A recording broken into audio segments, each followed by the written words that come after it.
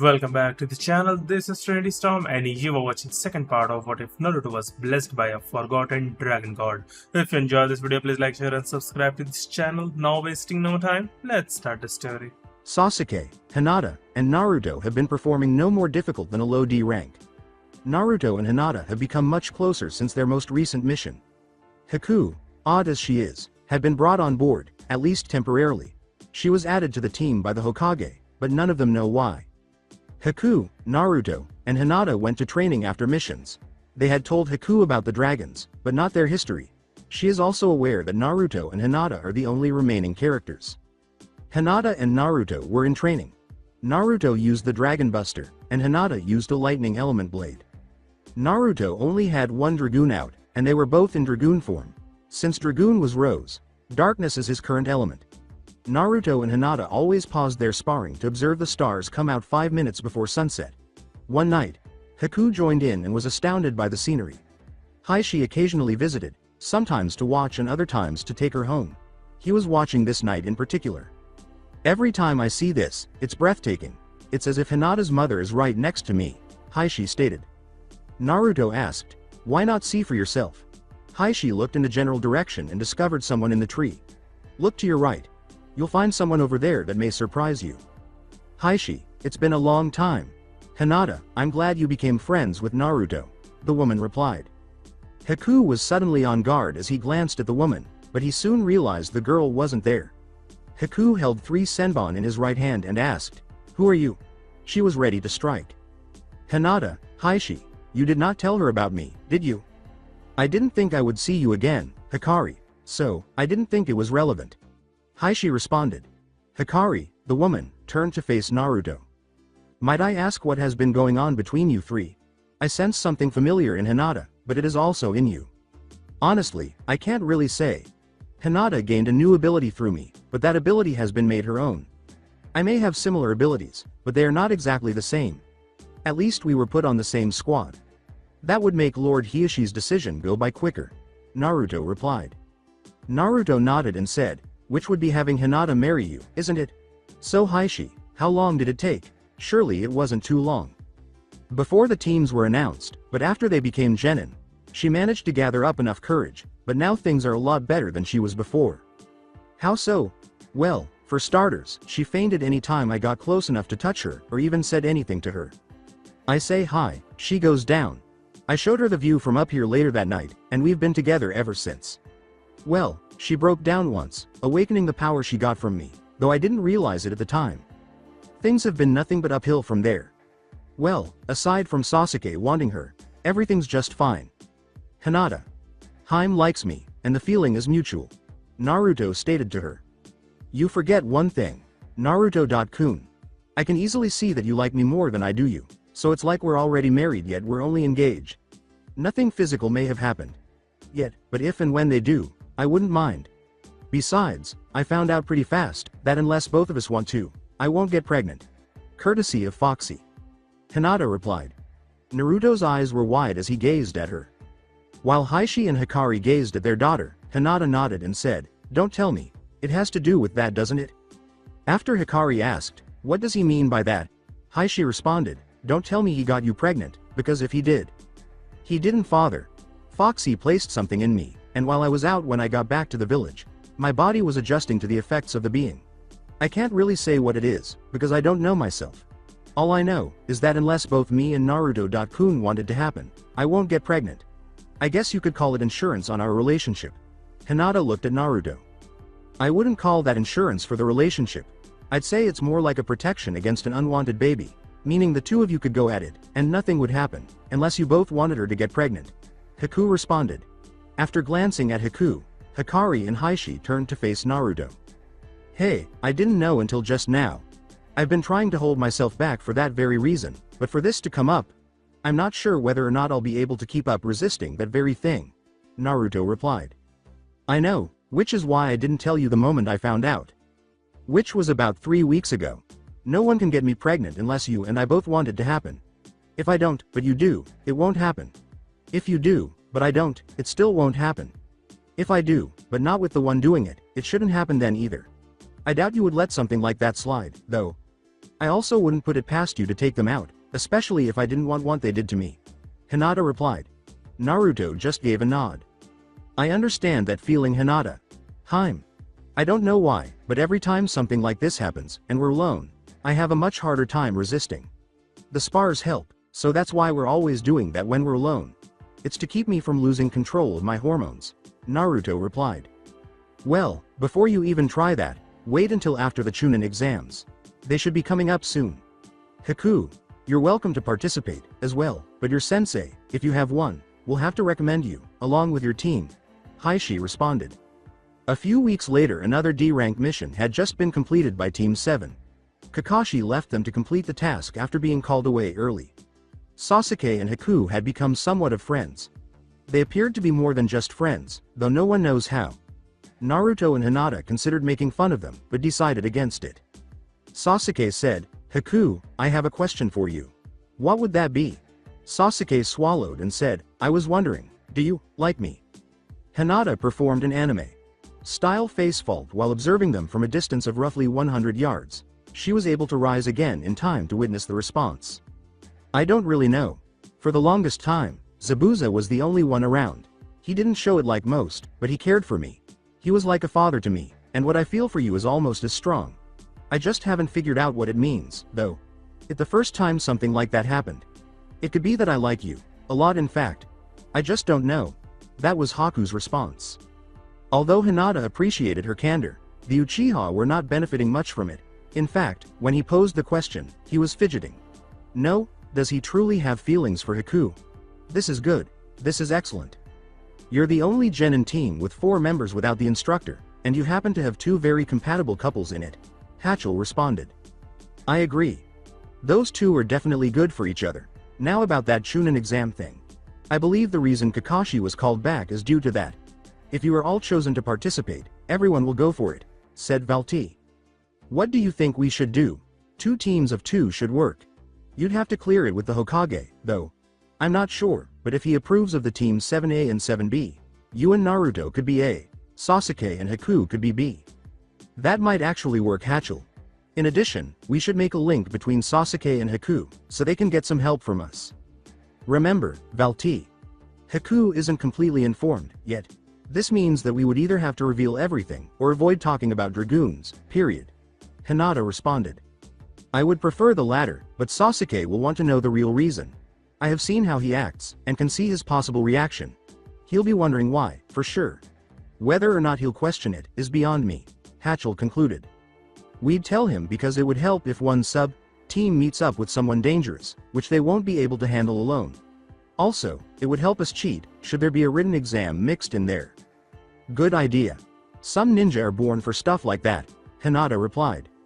With Naruto this time, Naruto was going to a different training ground.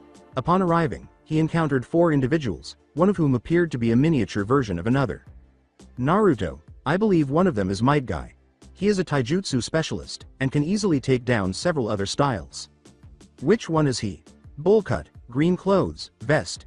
The one with a mini.me. Why don't you go up against him, Naruto? See how Hachel's old fighting style works on him? Albert responded. Don't see why not. No dragoon forms though. This includes multi-dragoon. If they're practicing for that, I don't want to reveal it. Besides, now I can barely feel the weight I have on. Wondering who else was with them, Naruto approached them. He also identified one of them as Hinata's cousin Neji Hyuga. It appeared that the lone girl was honing her aim. You're good at long range. I've got a friend who's really good at a distance or in close combat. This made Naruto the center of attention. Neji considered saying something, but changed his mind. If Hinata discovered that he had insulted her fiancé copyrightee, he is aware of what she would do. Hey Neji. Wanna go at it? I've got some time to kill before I have to meet with Hinata.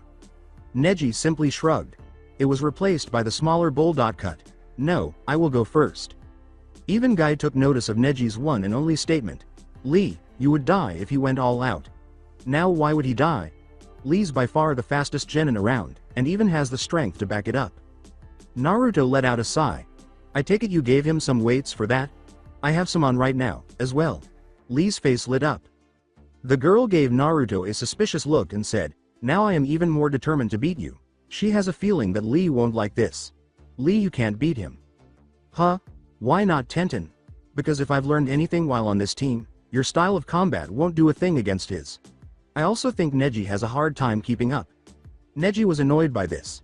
This was noticed by Naruto, who said, "Don't worry about that, Neji. Besides, you and I both know how true that really is." His only query was, "Are you wearing the full weight?" Naruto gave a headshake. Lee glanced between Neji and Naruto and said, 25% actually. I could go 80% of its full weight, even if only to give you a better chance. Neji gave a nod. Neji moved into the position known as Gentle Fist. Only Neji and Hinata were aware of Naruto's new stance. "You're really going for that one?" "Too much?" inquired Naruto. Neji gave a headshake. "No, just wondering." Neji blocked the initial move that Naruto made. Neji attempted a hit but failed miserably. Then he was struck 14 times in the back, which paralyzed him. Neji was immobile as he fell to the ground. "And here I thought 80% would be a little easier for you. Guess not, huh?" Neji croaked out, "Why? Yay." Tenten was shocked by what she had just witnessed.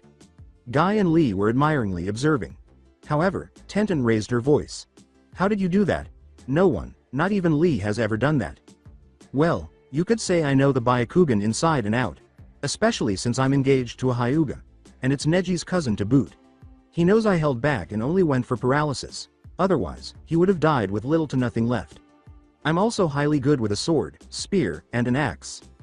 That made Tenten tense. "Taijutsu is first-rate for a genin, and you can use weapons? I'd like to see you in action there. I'm a weapons specialist, after all." Naruto grinned. "I'll only go for the sword, though.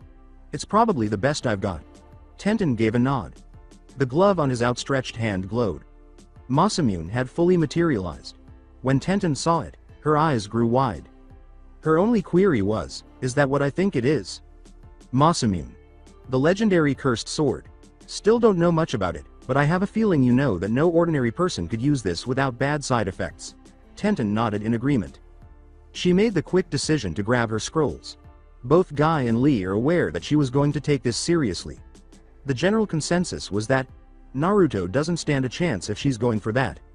Neji was able to wake up and was beginning to move. He noticed right away that Tenten was grabbing her scrolls. He saw that Naruto was holding his sword. Tenten will be shocked. Hinata informed me that he can use that sword with chakra to create sword waves, so it's not just his to use. I have no idea how it occurs. In fact, this ought to be fascinating. Neji stood up and took a seat next to a tree. Naruto, show her what you can do with that thing. The light wave Hinata told me about. I'd like to see it. Tenten turned to Neji. Oh good, you're awake. What's the light wave? His answer was, you'll see. Naruto grinned. Tenten nodded and prepared to do so. For that, I'm going to make the weights go down to 50%. I'll need the extra speed for that. There were 2 scrolls on the ground, spaced roughly 3 feet apart. Both scrolls became smoke dragons as she performed a series of hand signs. While she was spinning in one direction, she leapt to her feet and remained near the top of the 2 scrolls spinning in the other. Rising twin dragons. Light slash. Naruto's vibrating sword arm swung. Anything that was within 5 feet of him was knocked aside before it could hit him. His sword glowed as the attack slowed, but it was more of a blur. Might Guy noticed Naruto's actions. Oh shish.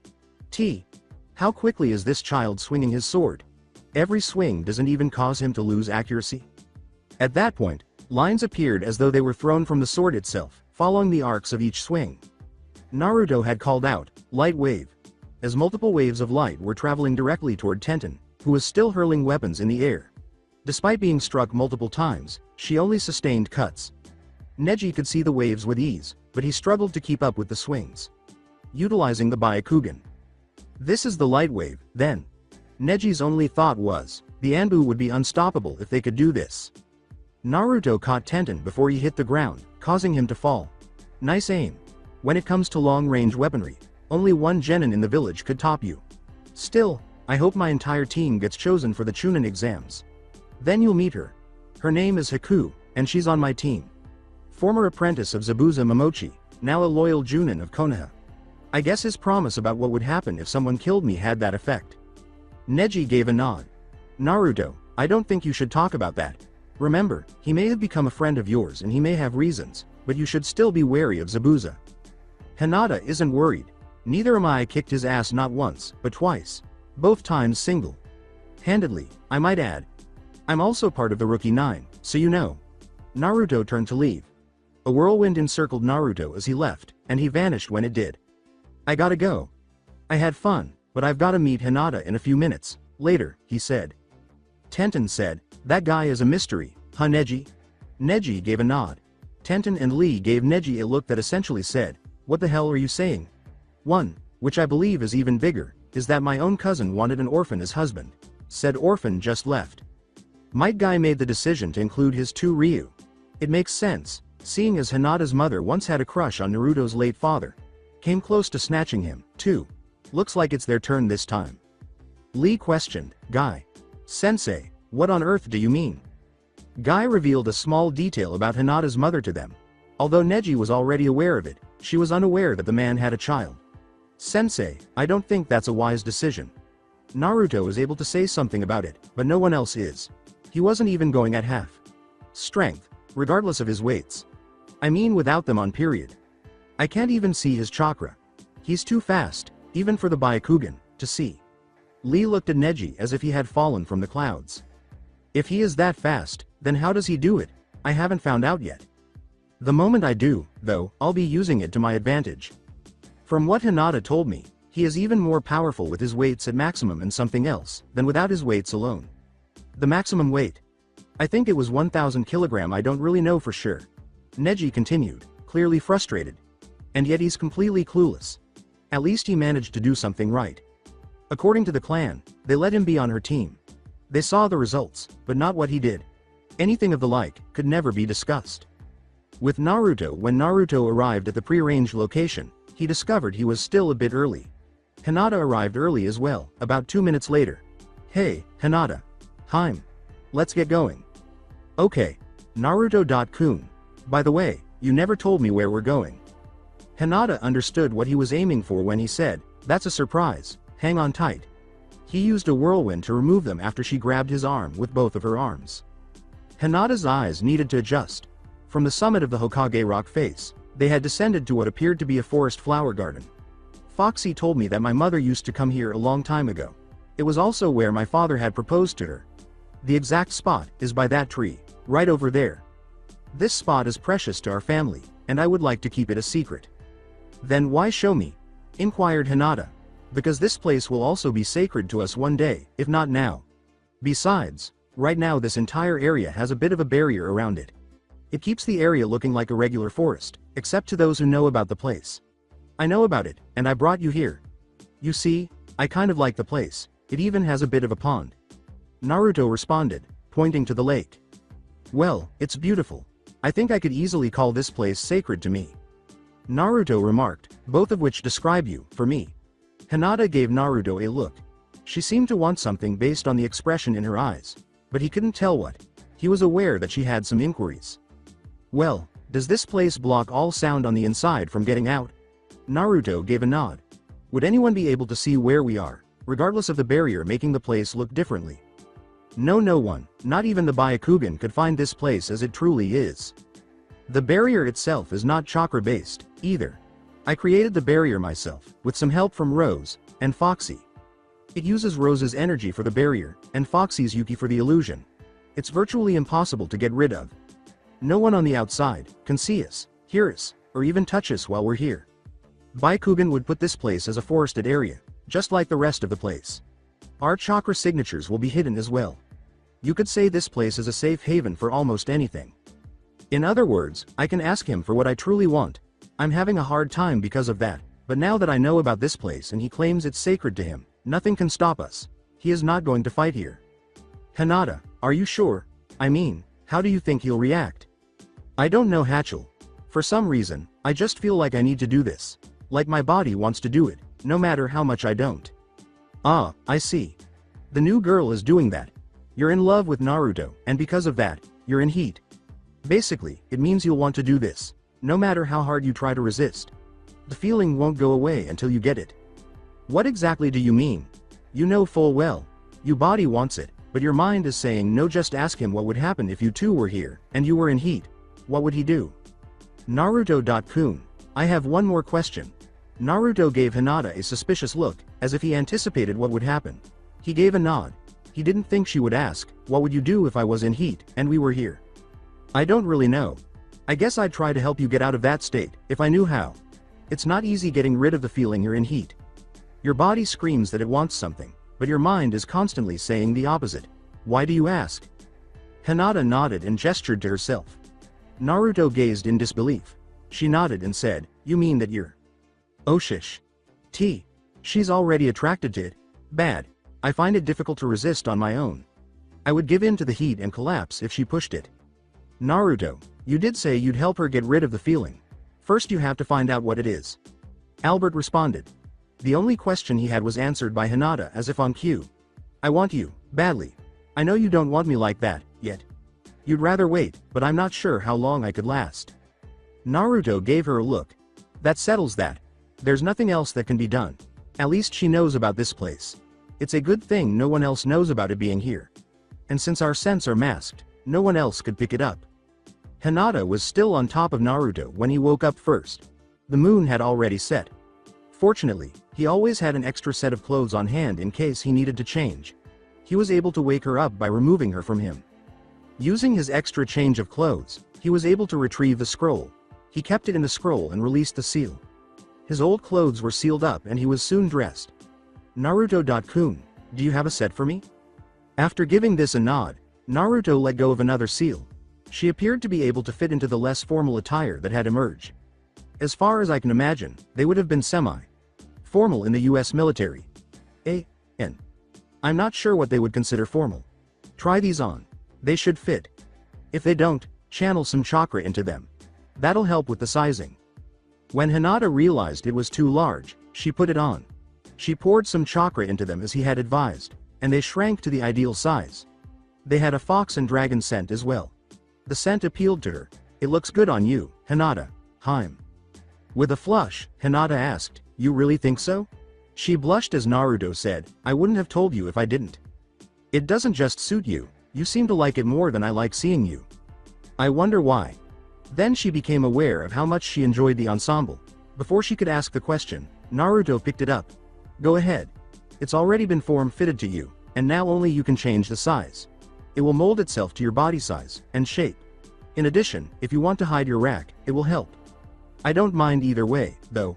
They're good, but too much attention would probably get me jealous." Hinata flushed profusely. She was grinning. That smile became a smirk. Both her and his heat had significantly decreased. Before the event, she discovered that he was in heat. Hinata didn't have to say, "Naruto-kun. Were you?" Naruto understood her question. "Yes, I was. It's gone down considerably, as did yours. For some reason, now I can tell how much in heat you are. I think you can sense the amount in me as well." Hinata gave a nod. There was still one question. "How did you manage to avoid doing that all this time?" "I have a somewhat stronger will than most think. I still didn't think I could hold it off much longer, especially since you were in heat, as well. I think that when we are both reach a certain level, we should contact the other, and come here, alone. That way, we can release it, and bring it down to size. Deal?" Hinata grinned broadly and said, "One condition. If I reach that level, no matter where you are, we come here." Something told him not to, even though he knew she wanted to do that even more. They nodded in agreement and said, "Okay, but not more than once a week." The following day Sasuke, Hinata, and Naruto were at a village bridge. Sasuke said, "Do you both know why we are meeting here?" "My guess is Chunin exams." "Not sure, though," Naruto answered, and Hinata nodded. As Haku arrived, Hinata remarked, "That was my guess, as well." "Okay, it was Hachel's guess." She inquired, "How is everything?" Sasuke's ears slightly flushed. He gave a nod. She left it at that. Naruto and Hinata gave Haku a look that said, "You don't want to know," she said. "Anyway, why were we called here?" Kakashi squatted on a nearby pole and remarked, "That would be the fact I recommended you all for the Chunin exams." Each student received one of the 4 pieces of paper he tossed. After glancing at the paper, Hinata turned to face Naruto. He gave a nod. "The Chunin exams are usually for teams of 3. We have 4 on our team." Hinata. Seems to have an idea as to how to do this. After giving Naruto a quick glance and nodding, Kakashi turned to face Hinata. "What would be that idea?" Hinata described the concept that she, Valti, and Hachel developed. Hinata nodded when Haku stated, so basically, we're one team split in two sub-teams. At least for this. We'd probably need the Hokage's permission to do this, though. I figure that Sasuke would come, and try to make anyone who didn't want to change their mind about it. Haku I figure would like the challenge. Hinata. Haim and I are both in. If I have everyone figured out like I do, then we all want to participate. Naruto was staring around. Everybody gave a nod. Looks like I was right. We're all in. We still have to sign these, don't we? Kakashi grinned. Since you all came to a decision, sign those forms, and head to room 301 at the academy. Be there tomorrow at 1500. You are dismissed. Kakashi departed. We all know we're going for it. However, Haku and Sasuke should get something I think would benefit all of us. The Mind Link. If you're in a situation that threatens your life, and you know it, the Mind Link can help one team contact the other, Naruto stated.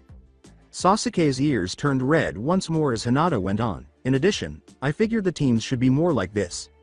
Naruto-kun and I would be one team, since he and Sasuke don't get along that well, and Sasuke and Haku will be the other team.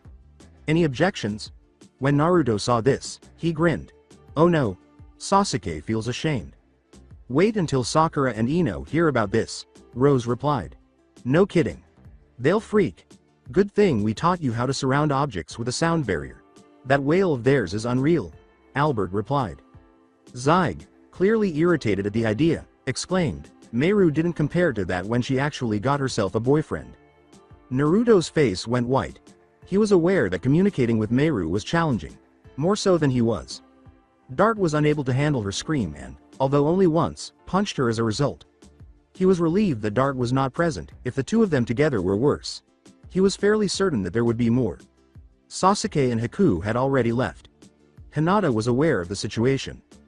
Hinata, whatever you do, don't tell Ino and Sakura that Sasuke was embarrassed earlier. If they caught wind of it, who knows how many ears will split. Hinata's expression got darker at that point.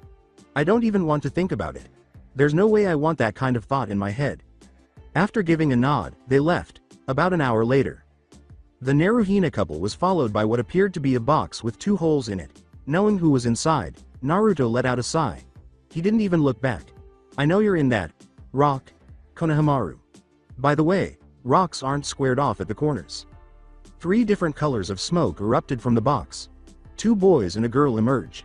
The other boy got up when one of the boys said, I think we used too much gunpowder, guys. Slick as ever, boss. Hey, you wanna play ninja with us? Sorry, guys. No time for that. Unless, Hinata? She grinned. Naruto created 3 shadow clones and said, all right then. With a stopwatch in hand, Hinata said, find and catch these clones. You'll be timed. Ready? Go. The children stood around in wonder as the clones vanished. After taking a quick look around, the children said, you do realize the clock is ticking. Hinata laughed. Naruto grinned and said, I started it when they left. They continued to walk. It took Naruto nearly 5 minutes to realize that one of his clones had been destroyed. There's one. It was hiding as an orange cat. I had to make it easy to find them, but they got tired trying to catch it. They discovered the children were worn out after about 2 minutes. One of the men stood up and said, what, you tired already? Konohamaru, Udon, Moegi? Come on you two. Let's go find the others? The girl grumbled, but Konohamaru were exhausted. That's no excuse, Moegi, exclaimed Konohamaru, the man attempting to raise them again. Konohamaru glanced at the other boy and said, she's right, Konohamaru. We can't do as much as you can. Enough complaining, Udon. We have to get a move on, remember, we're being timed on this. Moegi, the girl, and Udon, the other boy, stood up and nodded. They resumed their journey, but Naruto encountered another person as they turned the corner. She knew how he found out, so she nodded. Hinata, the kids may be in a bit of trouble. A male and a female were seen holding Konohamaru as they ran around the corner.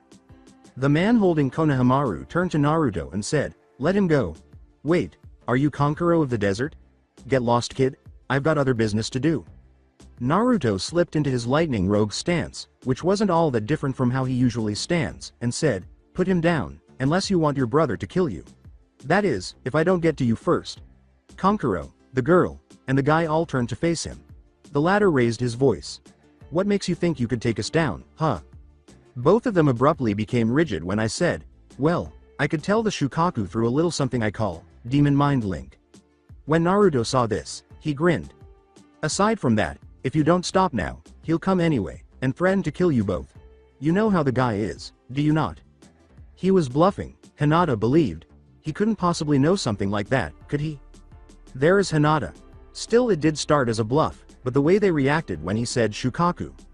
Well, that made him go from bluff to fact, if that makes any sense. Hatchell continued. You mean he didn't know at first, but since he knew about Shukaku, where he guards, and what he can do, he used that as a bluff. The way they got stiff means that they fell for it, but it turned out to be reality. Naruto knew this, and continued. Balti replied. Right. Naruto.kun, I think you may be able to contact him now. Judging by their reactions, they know the Shukaku is in the area. If we call him here, he'll stop them before we get a crack at them. What do you say we use them? I still need a little practice using mine, but you've been doing so all your life. Naruto gave a headshake. Doing that will bring him here to kill us, as well. Though you and I have an advantage they never could get. The two others were perplexed by the statement, too actually. Remember, I'm like you now, because of Foxy. Then, Naruto and Hinata sensed a slightly malevolent presence. Hey kid, Shukaku is here. The red head in the tree. Naruto grinned. A red head was standing upside down on a tree as if on cue. I'd say you guys have a few seconds to let go of him, or else the Shukaku host will take you down. What are you doing, Kankuro? Kankuro trembled. How was this child aware? His chakra signature is similar to that of a demon. This means he has Yuki. The only ones in the area that have Yuki are the 9 beasts. I can tell from your headbands where you're from. The one being in that very area went missing some time ago. You could say, I took a shot, and hit the bull's eye. Naruto responded to the unasked question. Kankuro caught the attention of the one in the tree. As the red-headed man put it, well, put him down. Kankuro set Konohamaru down and retreated, saying, sorry, Gaara. I was totally out of line. I was completely totally out of line. The one from the tree glanced at his teammates, Naruto assumed. He let loose a torrent of murderous intent. Shukaku, damn you. He is frightening the children. Don't blame Shukaku for that. It's the container doing it. It's like blaming me for something you did. Sorry, Foxy. Just be more careful. Shukaku was a little unstable before you went missing. After that, I'm not sure what happened. The girl in the group blushed and said, got it. Hey, what are your names? Humi. Not just you, but the others, as well. Okay, minus the one in black, with the face paint. I already figured out who he is. Tamari referred to the girl as Tamari of the desert. The red-headed person said, Gaara of the desert, and might I ask yours? Naruto. Naruto Uzumaki. I take it you're the container of the one-tailed Shukaku, Gaara? Gaara gave a nod. Gaara questioned, how do you even know this? The hints were so subtle that only Gaara and Hinata noticed them. Let's just say I have a friend that likes the number 9 and informed me. If you can talk with Shukaku, he'd know who I'm talking about. Hinata and Naruto both nodded, saying, I see. A fellow Jinchuriki. We both are. Mine, however, gave birth to hers, and they've only been together for a few months at the most. Being born in her body does that, I guess. Gaara gave Naruto a questioning glance. I hope you are participating in the exams. Then we could kill everyone else. Naruto let out a sigh. Not my thing. I'd avoid killing if at all possible. I may have had the demon all my life, but that didn't stop me from finding friends. Those friends are still alive and kicking. They are more precious to me than my own life, especially Hinata. Hinata was blushing. Tamari took note. He's really attractive. I wonder if he'll pursue another person. She was startled out of her reverie by the words, don't bother going after me like that, Tamari. I wouldn't dream on that, either. Hinata. Is the only one for me, and we are already engaged. I'm not going for someone else. His ignorance of the way other women think of him helps. It took him a long time to notice I did. Almost 5 years. Said Hinata. Still, I guess the wait was worth it. Actually, I thought she was a little weird at first. Then I realized it was shyness and nervous tension, along with stress from her family. If you saw her back then, you wouldn't recognize her now. The stress is still there, but nowhere near as much. Her nerves have calmed to almost a complete stop. Her shyness is virtually non-existent now, said Naruto. Why do you help her? She will just betray you. Gaara replied. Hinata gave Gaara a menacing glance. She wouldn't do that. Among everyone in the village, she's one of the only ones who didn't try to attack me once. Her feeling for me are stronger than anyone else's hatred of me. She wouldn't abandon me even if it meant. He stopped to think about it. Hinata decided to do it for him after realizing why he didn't want to finish. She stated, even if it meant my own death. I don't care about the fact that he's considered a menace or a demon. He isn't either of them, and neither are you, Gaara. You are only the container of the real demon, but even then, it's gone crazy. It's affected you, because he was being affected by someone else. Get rid of that someone else, and you get rid of the instability he or she brings to you. Hinata. I didn't finish that for a reason. She grinned. I know, but the reason I picked up on would mean you weren't really sure yourself. It's true though, and if you really didn't know, now you do. Naruto gave a wink. Uncertain of what to make of this. Gaara cocked his head to his left and gave them a questioning look. Naruto faced Gaara once more. You can find friends as well. You just have to watch, pay attention, find one who doesn't glare at you like the others. That's where you have to start. That's especially hard for people like us. Our first friends, if we get any, is normally a Jinchuriki. I was an exception. My friend was Hinata. And she turned out to be the one I'll married to soon. The day we are both 16 is that day. I'd really like you to be there, if you can, Gaara. This would be both as friends, and fellow Jinchuriki.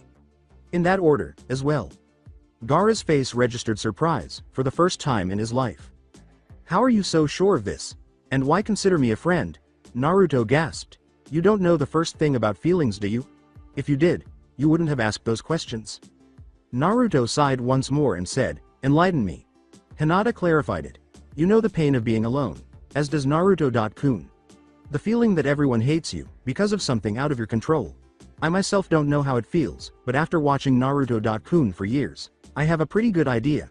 For lack of a better word, it's a living hell. Naruto gave Hinata a look. I'm glad you were watching me for that long then. You knew how I was, even when I thought no one was watching. I may not have known until now, but I still appreciate it. It just shows your determination for the one you like, even though you were shy as hell back then. Hinata grinned. At least I helped get rid of that. The real reason I think it happened, was because of Hachel. If not for him, it would have taken a lot longer than it did.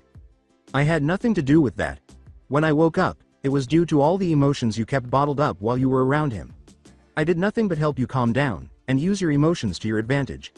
As a result, your shyness was dispelled. You became more like Naruto, being proven wrong that you were not worthy of him. You are, and always have been. Hachel continued. Well, he's in denial. He thinks it went away after that breakdown because I became more like you, proving myself wrong. That's what really killed the shyness. At least that's what he said, Hinata responded. Actually, that does make a bit of sense. Bottling up emotions is never a good thing. You just gotta deal with it, but not with violence. Especially when it's used against others. That's never a good sign. Gaara, if you ever want some advice on finding friends and keeping them that way, don't hesitate to ask. Gaara gave a nod. First things first, you have to get those two to be able to go along with you without having to fear you. There are ways to do that. Just remember. You are not a weapon. Anyone who says otherwise is a liar, an ignorant bastard, or both. You're a living being, and no one can take that from you. As long as you remember that, you should do just fine. I do have a question. Is there a way for you to reverse the insanity brought on by Shukaku? There should be, but I'd have to knock some sense into him. Or rather, a friend of mine would knock some sense into him. He'd have to come up with the way to do so. Until then, I hope things go smoothly. Just one question on the subject. Was someone sealed into the area Shukaku was sealed into? Gaara gave a nod. Kid, that's how we do it. If the two of them were sealed together, take out the extra baggage, and you may get Shukaku back to normal. It's not much better, but it's still better. That was quick. Shut it. Apparently, that extra being may have been sealed, as well. Take him or her out, and it should help Shukaku be more stable, and in turn, you'll be more stable. I have an idea on how to get in there, as well. Hinata. Haim will be coming, as well. We could use her abilities, as well as my own. Gaara gave a nod. When and where? Despite not being speaking to the dragons, Naruto appeared to be lost in thought. But one of them had a thought. What about the cave you woke up in when I went into you? That should work, and no one, save the Hokage knows about it, Albert responded. Naruto answered, nice thinking. Even the Anbu don't know about it. Hinata, Gaara. Follow me, and we'll begin as soon as we get there. Naruto replied. Hinata. You haven't found out about this place yet. It's the spot I woke up at after Albert sealed himself into me. The dragons will be coming themselves. Mentally, Hinata answered, okay, this should be fun. Naruto took off first, followed by Hinata and Gaara. This shocked Kankuro and Temari. After exchanging glances, they left in pursuit of them. They would need someone to protect them, even if they weren't following them, in order to reach the seal. Approximately 10 minutes later, Temari and Kankuro were waiting for the results outside, while Hinata, Gaara, and Naruto were in a cave. Gaara, we won't be able to do this without your help. You'll need to lead us to where the seal itself is. Once we get there, we find this monk, and take him out. Gaara gave a nod. All right, then. Put your hand on this scroll. You too, Hinata. Gaara followed suit after Hinata placed her hand on the scroll. They all glowed after Naruto put his on last. After noticing the glow, Kankuro entered to see how they were doing. Every one of them was unconscious. Kankuro was irritated and said, you were right, Temari, as usual. In Gaara's thoughts, Gaara, Hinata, and Naruto ended up in a desert. Hinata and Naruto glowed once more, and a fox with 9 tails emerged along with several dragons. This is it. Shukaku is somewhere around here. Good, you all made it, as well. Everyone, this is Gaara. Foxy, he's the Jinchuriki of Shukaku, but you already knew that. Of course I did. I'm the one who came up with this, remember? That's why I said you already knew. Hey, it looks like Shukaku is coming to us. A giant badger with somewhat green skin materialized in front of them in a matter of seconds. Shushu. The badger halted at that very moment. Kyuubi. What are you doing here? Helping you. What does it look like? Shut it. Anyway, if you want to stop that monk, you'll have to do so without me. He can use my powers against me. As soon as Shukaku stopped speaking, Valti said, just as I thought. The monk, being sealed with you each time, made those who you were sealed and unable to sleep, or risk killing themselves. The name's Valti Yistu. The other dragons were introduced by Valti. We're here to help rid you of this damn monk. Then Naruto shone once more. Another dragon emerged as another dazzling light was released. As the new dragon said, it's been a while, Naruto. Valti, what are you doing here? Don't worry, Ragnarok. As long as you're here, you can help us out a bit. We need to help someone out, and it's going to take a lot of manpower. He wanted the help, and we're going to provide it. We either need more people to keep Shukaku himself busy, or more on the monk we have to get rid of to bring back his sanity. Naruto replied. He's right, Raggy. I'm heading after the monk, myself. You want to stick with me, and you're coming along. They'll expect some type of help. This much is certain, said Valti. Raggy? A moniker he most likely dislikes, was the general consensus. Don't even go there, Valti. You remember what happened the last time someone called me that? Sorry, I forgot. No one is to mention that to anyone. This includes family. Got that? Everyone agreed. Foxy, you'll stay here and keep Shukaku company. Gaara, you lead us to the monk. Shukaku's abilities should help you pinpoint him. Naruto said, already found him. He's in that direction, a few kilometers out. I'll take Albert. Gaara, you should get on Zyg, the red one. I'll be riding Hatchel. The other dragons can either come with us, or stay and keep Shukaku busy. Valti turned to Hinata. What? It took her some time to understand what he meant when he asked, do you realize what you just said? Oh. Not like that. Please, Naruto-kun is the only one for me. All of you, except maybe Gaara, and definitely not Shukaku, know that. Gaara simply grinned, but everyone else laughed when he said, I know. I'm just messing with ya. Standing on top of Zyg's head, Gaara remarked, if you don't mind, we came here for a reason. Guess I'm the only one staying here. Besides, we have some catching up to do. No kidding. Foxy. Shukaku uttered those words. Watch it, Shukaku. They only call me that so they don't reveal who I really am out there, and the wrong person hears them. That's the only reason I tolerate it. You, on the other hand, don't have the right. Just call me Kyuubi, like the old days. With Naruto, Gaara said, hey guys, he's right up ahead. While Hinata and Naruto leapt off and changed, they all nodded. Thanks to Hatchel, Hinata was the Violet Dragoon, and Naruto immediately went to the Divine Dragoon. 9 twisters appeared before them. 8 trigrams. Air palm, yelled Hinata. 9 times, once for each, she slammed her hand out and discarded one. Nice hits, Hinata, Heim. They were approached by a man who said, "Thank you, Naruto-kun, and who might you be?" "That's him. The monk that was sealed with Shukaku. You ready?" Albert replied. "Right," exclaimed everyone in the group. "Somewhere. So let me get this straight. Someone came to you, sealing you into him, and the force used made you go crazy, though slowly. 2 days later, we met up at the usual meeting, and you were a little strange. About a week later you were sealed inside of a tea kettle. Anyone you get sealed into loses their sanity, become insomniacs, and tend to go on killing sprees? That about covers it, Kyubi. I just hope those guys can handle him. After all, he can use my abilities. I wouldn't be worried about them. If anything, the monk is the one I'm worried about." "Why is that? Do they have something against monks?" Foxy gave a headshake. "Not really. They just don't like it when people harm others for their own benefit. They see that the monk has been causing Gaara pain. Insomnia causes even more. If getting rid of the monk helps Gaara out, then they'll kill him, no questions asked." Abruptly, there was a distant explosion. "Looks like the bottle's starting. That monk is going to be dead within 2 minutes, said Foxy. "What makes you say that?" Violet Dragon, Jade Dragon, Red Flame Dragon, Dark Dragon, and the Divine Dragon, combined with an Ice Dragon, a Black Dragon Elder, the Divine Dragoon, and the Violet Dragoon, your host, the Divine Dragoon being mine. He doesn't stand a ghost of a chance. If they stay at below 10%, he's dead within 5 minutes. I wouldn't give him that long, though. I'm surprised you would take the side of humans. Didn't one of them seal you into him? That may be true, but Minato had good reason. I wasn't being myself. In fact, I wasn't even in control of myself. Some guy with a Sharingan was controlling me. That set me off. I managed to tell Minato to kill me. Instead of doing that, he sealed me into his own son.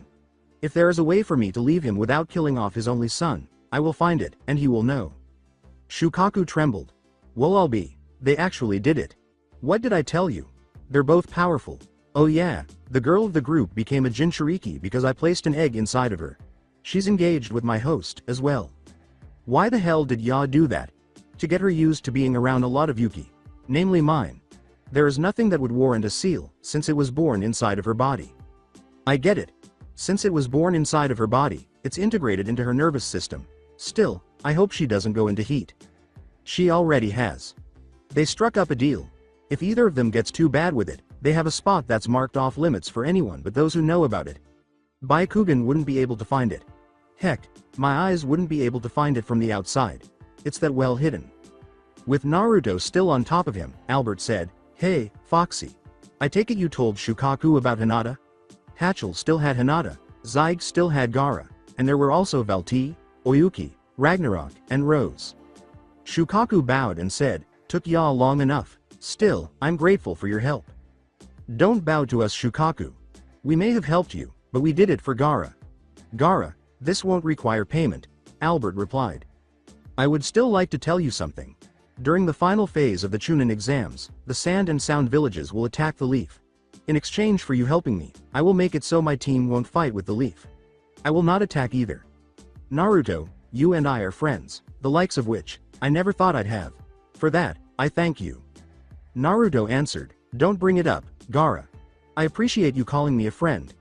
Hinata gave a nod. Gaara arched an eyebrow and said, "A friend of Naruto-kun is a friend of mine. I'm sure Haku would say the same." "Haku? Another friend of mine. I helped her out, and she considers herself in my debt. I tell her not to worry about it. I just did what I thought was right. There's nothing more to it. She thinks otherwise, though. She has the hots for the Uchiha. If there's one thing I've learned about that guy, he doesn't like the strength a bond of friendship gives him. I think Haku is bringing him out of that state. By the way, I think you'll need to learn how to get rid of a curse mark." Naruto said, "Why is that, Foxy?" "Because, if Orochimaru is coming, more likely than not, he'll be going after Sasuke. He will mark Sasuke with his curse, and it won't be easy to get rid of. I can help with that one part, but it will highly strenuous on your part. Do you get what I'm saying?"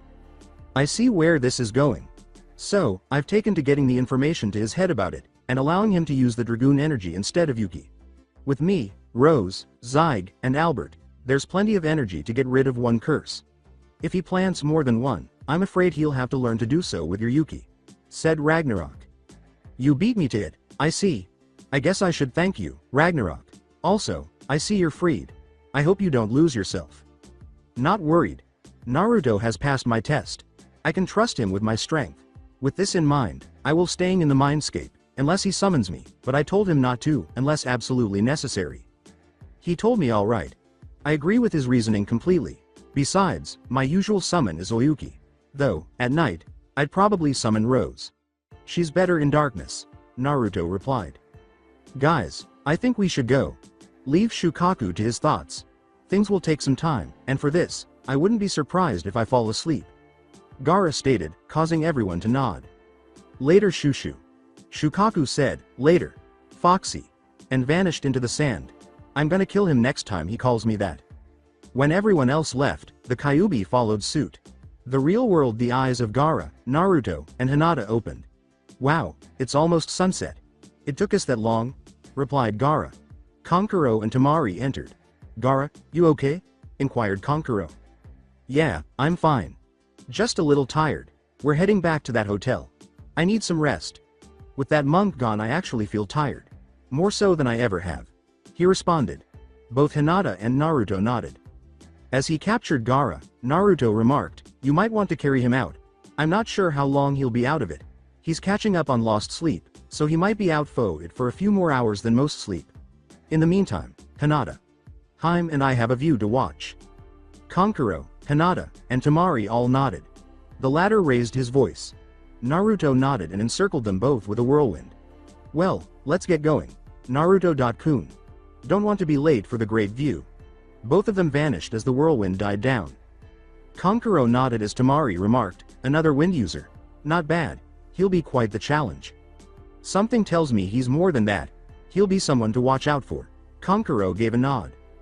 The day of the initial examination as directed, Naruto, Sasuke, Hinata, and Haku were all en route to room 301. They all saw people gathered around a room marked 301 on the second floor. Haku and Sasuke saw right through it. Naruto continued to walk without giving it a glance. Hinata ignored the sign entirely. She was aware that it was improper. In any case, she stopped. She witnessed Neji fighting. Naruto.kun. Naruto gave a nod. A man with a bowl cut and green clothing, Lee, stopped 2 legs mid. Kick and said, Genjutsu, and all of them, even your cousin, is falling for it. He's not bad. Fast, strong, and accurate. Lee may even be better than I thought. With his typical sullen expression, Sasuke questioned, who's Lee? The guy that stopped both kicks. He looks like a weirdo, but he's strong and fast. Hinata's cousin kicks his ass on a regular basis. He always comes back for more, only to be shot down again, Naruto replied. Evidently impressed, Haku remarked, he doesn't know when to quit. Then again, neither does Naruto. We both have something to prove. From what I hear, he doesn't have ninjutsu or genjutsu. Only taijutsu, and he's pretty damn good at it. I, on the other hand, am out to prove I am not some monster the village would be better off without. I am not that monster, nor will I ever be. Well said, kid. You learn real quick. As the others left, Naruto concluded, thank you. Well, let's get going then. Don't want to be late, do we? Tenten glanced over and saw the group leave. Naruto sighed and looked around, saying, hey, Naruto. Where you going? He continued walking after saying, the 3rd floor. Where we're supposed to be. Neji noticed the conversation. He's not as bad as most think.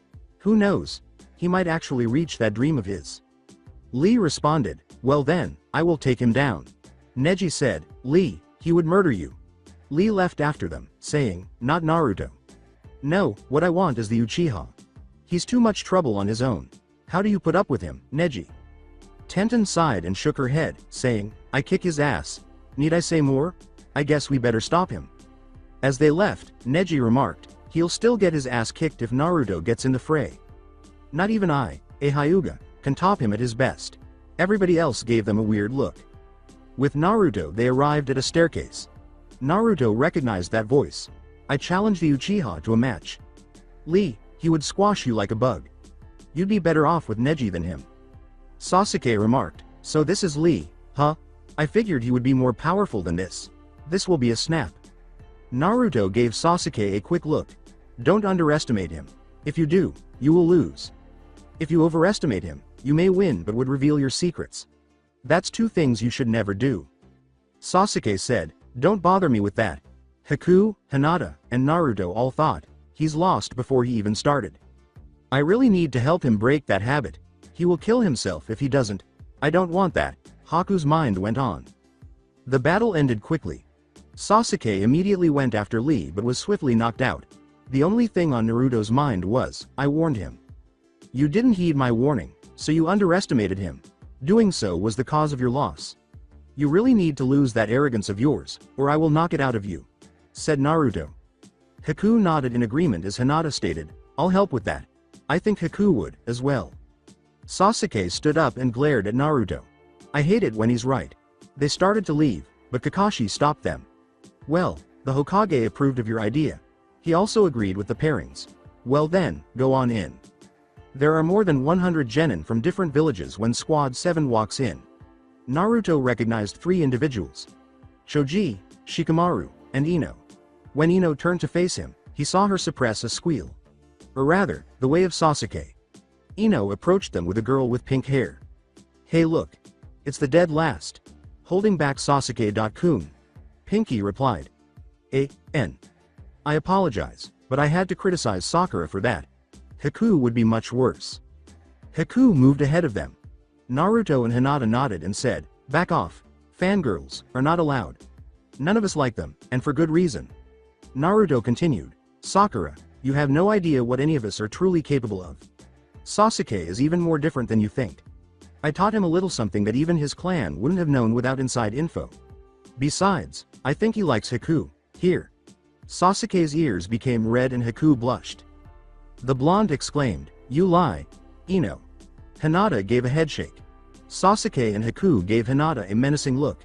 If he lied, would Sasuke's ears have turned red? Would he have even asked Haku if she liked him? Naruto flashed a hint of killing intent as he glanced at Sasuke. His expression softened. Hinata, why did you tell them that? If they found out, they'd go for the old banshee's wail. My ears still hurt from the last time I heard it. These fangirls need to leave him alone.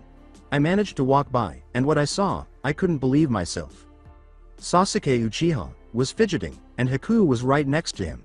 Sasuke was pale for a brief moment. Naruto stopped Haku from punching her before he could do so. Listen, guys. Anything you have against each other can be done after the exams are over. Wait until then, and take it out on those damn sound ninja. Sasuke and Haku gave him a crazy look.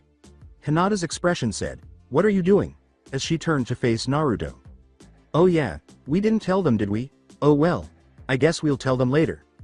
You guys don't know anything, do you? A man wearing glasses and silver hair approached them. Naruto peered out over the crowd and said, those guys over there. They're rain ninja. Very touchy. They all are. He nodded to Gaara after removing him from the situation. Gaara acknowledged it and returned the nod. Team 10 members Shikamaru Nara, Ino Yamanaka, and Choji Akamichi were present at this point. Well, I guess since this is your first time, it should be expected. My name is Kabuto Yakushi. Shino Aburame, Sakura Haruno, and Kiba Inuzuka from Team 8 were also present. Kabuto took out a deck of cards and said, I suppose I should help you out a bit. With my ninja info cards. Each card featured the yin yang symbol and was orange in color. These cards have all the data I've gathered for the past 4 years. Everyone was surprised by that, with the exception of Naruto and Haku. Shikamaru, who appeared to be about to collapse, posed a query. How many times have you taken the exam? Everyone started to perspire when they heard, well, it's my 7th. First, Naruto awoke from his daze. Next was Shikamaru, who then posed another query. Do those cards of your show individual information? You know, on single candidates? Kabuto grinned. I thought you'd never ask. Who would you like to find out about? Shikamaru stated, Naruto Uzumaki, Haku Kori, and Gaara of the Desert. Hinata, Haku, and Naruto stiffened. Kabuto teasingly remarked, you even know their names. That's no fun. He removed 3 cards from the top. Alright, first up is Naruto Uzumaki. His squad actually consists of 4 genin. Haku Kori, Hinata Hyuga, and Sasuke Uchiha. His ninjutsu and taijutsu are far above that of a genin. His genjutsu skills are, quite frankly, low. It says here, he has access to jutsu that few have ever seen, or can even perform. His fighting style hasn't been seen in millennia, either. He's completed 26D rank, 2C rank, and 2A ranks. Sasuke gave him a look. Hinata glanced at Naruto and said, "That's wrong. He's only been on 1A rank mission." Naruto-kun, you don't think that the other A rank is when you stopped Mizuki from taking the Hokage's scroll, do you? Naruto gave a nod. That's where the other one comes from. I was paid accordingly, too. The other rookie 9 gave Naruto a "what the hell?" expression. Of course, he disregarded it.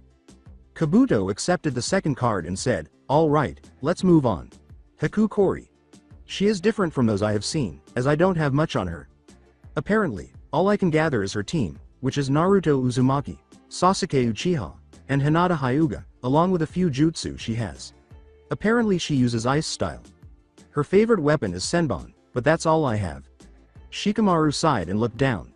Sakura was aware that Haku was different, but she kept it to herself. "Okay, finally, Gaara of the desert. Since he's from way out in the desert I have less on him, but I do have his team. He has completed 36D rank missions, and damn. A B rank mission. That's not good for any of us. What's more is, he's come out of every mission completely unscathed." The Peanut Gallery's reviews. Naruto. I'm not shocked. He receives the sand shield from Shukaku. Kyuubi. I'm not surprised because Shukaku rarely gets hurt because of his rough skin. Whoa, I knew his shield was good, but not that good, Hinata said. Nobody is that good, Shikamaru said. What does he do? No one could possibly be that good, said Sasuke. Hold on, does this imply that he is similar to that idiot Naruto? Don't be scared, said Sakura. I mean, he wouldn't actually kill me? We're doomed, said the others. The dragons didn't care. They witnessed his skills firsthand. The Peanut Gallery reviews come to an end there. His favorite weapon is the gourd he always carries around. I have heard some say it smells like blood. As to why, I don't know. Kabuto concluded. I think I can answer some of the questions he can't, said Naruto. Kabuto tensed at this. Haku and Naruto saw it, but the latter tried to ignore it. There is more to Gaara than anyone else here thinks. You could say, he was mentally insane. That, however, wasn't his fault, but someone who was sealed inside of him, which Hinata and I graciously got rid of. After we helped him he told us, he was in our debt, and when everything was done, he passed out. He's in the crowd now. Gaara nodded when Naruto held up his hand to her. Gaara, do you think I should tell them Shukaku is still there, even though I said we helped get rid of the problem? No, it's better if they think Shukaku is not there anymore. As long as they do, they may not think of me as a monster anymore. Gaara replied mentally. Point taken.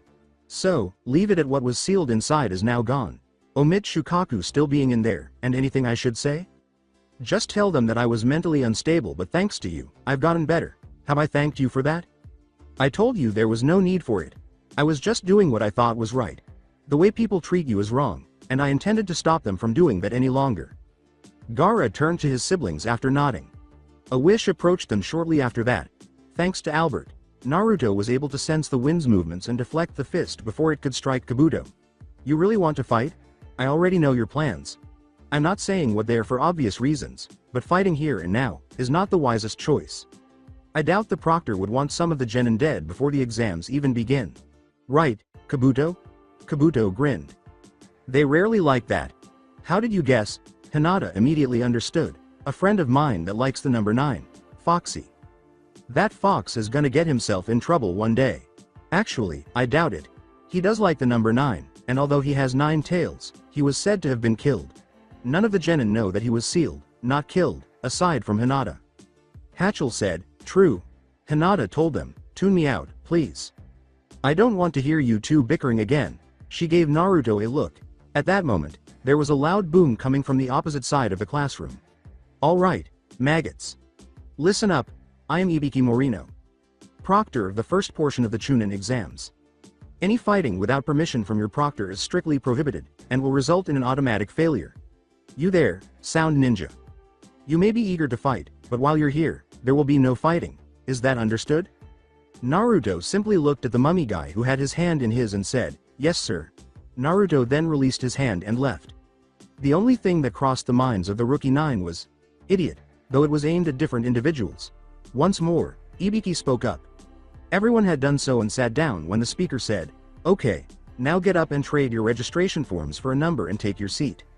None of them were pleased that Naruto was seated next to Sakura. Both Sasuke and Haku were on their own. In the rear corner was Hinata. He connected with her. Hinata, don't get mad when I say this, but the screaming banshee was put next to me. I'm not sure whether or not she could help anywhere but here, however. Foxy told me something. In this test, we need to cheat without getting caught. Ibiki seems to be proving that with his rules. Pass this bit of info to the others. I'll get answers from Sakura, and send them to you. You check them with your Byakugan, and then tell the others. That a good plan? I agree, Naruto.kun. It's worth a shot. Over the link, Sasuke informed them. Well, the dead last has a brain after all. Here I thought you were lacking in that department. Hey, I can't take all the credit. Thank Foxy for the info, and Albert for the plan. I guess these guys come in handy every now and then, replied Naruto. Naruto.kun, you're too modest. Remember, they are a part of you. You may not be them, but they are a part of you. The girl's right, kid. You may not be me, but I have become a part of you, whether you like it or not. Ah, shut it, Foxy. Thanks for the info, though, it helps. When 3:30 rolled around, Ibiki shouted, begin. Everything went according to plan. Sakura was easily able to provide Naruto with the answers. He was never apprehended. After she finished, Rose assisted by turning into darkness and entering her nervous system. Keeping an eye on her eyesight, she passed along any information she discovered to Naruto, who passed it along to Hinata. Hinata informed the others after confirming it. They were all caught. Sakura finished after Haku, Sasuke, Naruto, and Hinata did, but she was struck by some jutsu shortly after. Rose saw that Ino had used her mind transfer jutsu, but she left before it hit. She committed it to memory and hurried off. Then, with Haku and Hinata, Naruto established a link. Alright guys. Phase 2. Haku, think you can make some wind, to blow over a few people's tests? I'll be doing so, as well. Hinata, you could use a shockwave. After all, you'd be trying to make it emanate from a point other than your own body. This would make a perfect test for it. If you can avoid hitting our class, and Gaara's team, that would be appreciated. Got it, Naruto. Roger, Naruto.kun. In some places, the wind increased. In some locations, the tests went haywire. Individuals were failing in droves. Some were not even struck by shockwaves or winds. Even the sentinels are clueless about their origins. Apart from those who were performing it, Ibiki was the only one who was aware that it was forced. He couldn't even tell by whom. About 30 seconds after the 3 genin stopped, the 10th question was asked. Ibiki spoke up and confirmed it. Alright everyone, it's time for the 10th question. This question has more rules that you need to be aware of. First off, you have a choice to not take the question. If this is your choice, then you will automatically fail, and that means your team fails as well. And then someone close to Haku said, then of course we'll take the question. Ibiki displayed a hint of murderous intent when he said, you didn't let me finish. If you choose to answer it, but get it wrong, you will be banned from the Chunin exams for good. If nothing else, it was for effect. Naruto and his group have witnessed or demonstrated worse. It was the same with Gaara's team. Scare tactics. Not bad.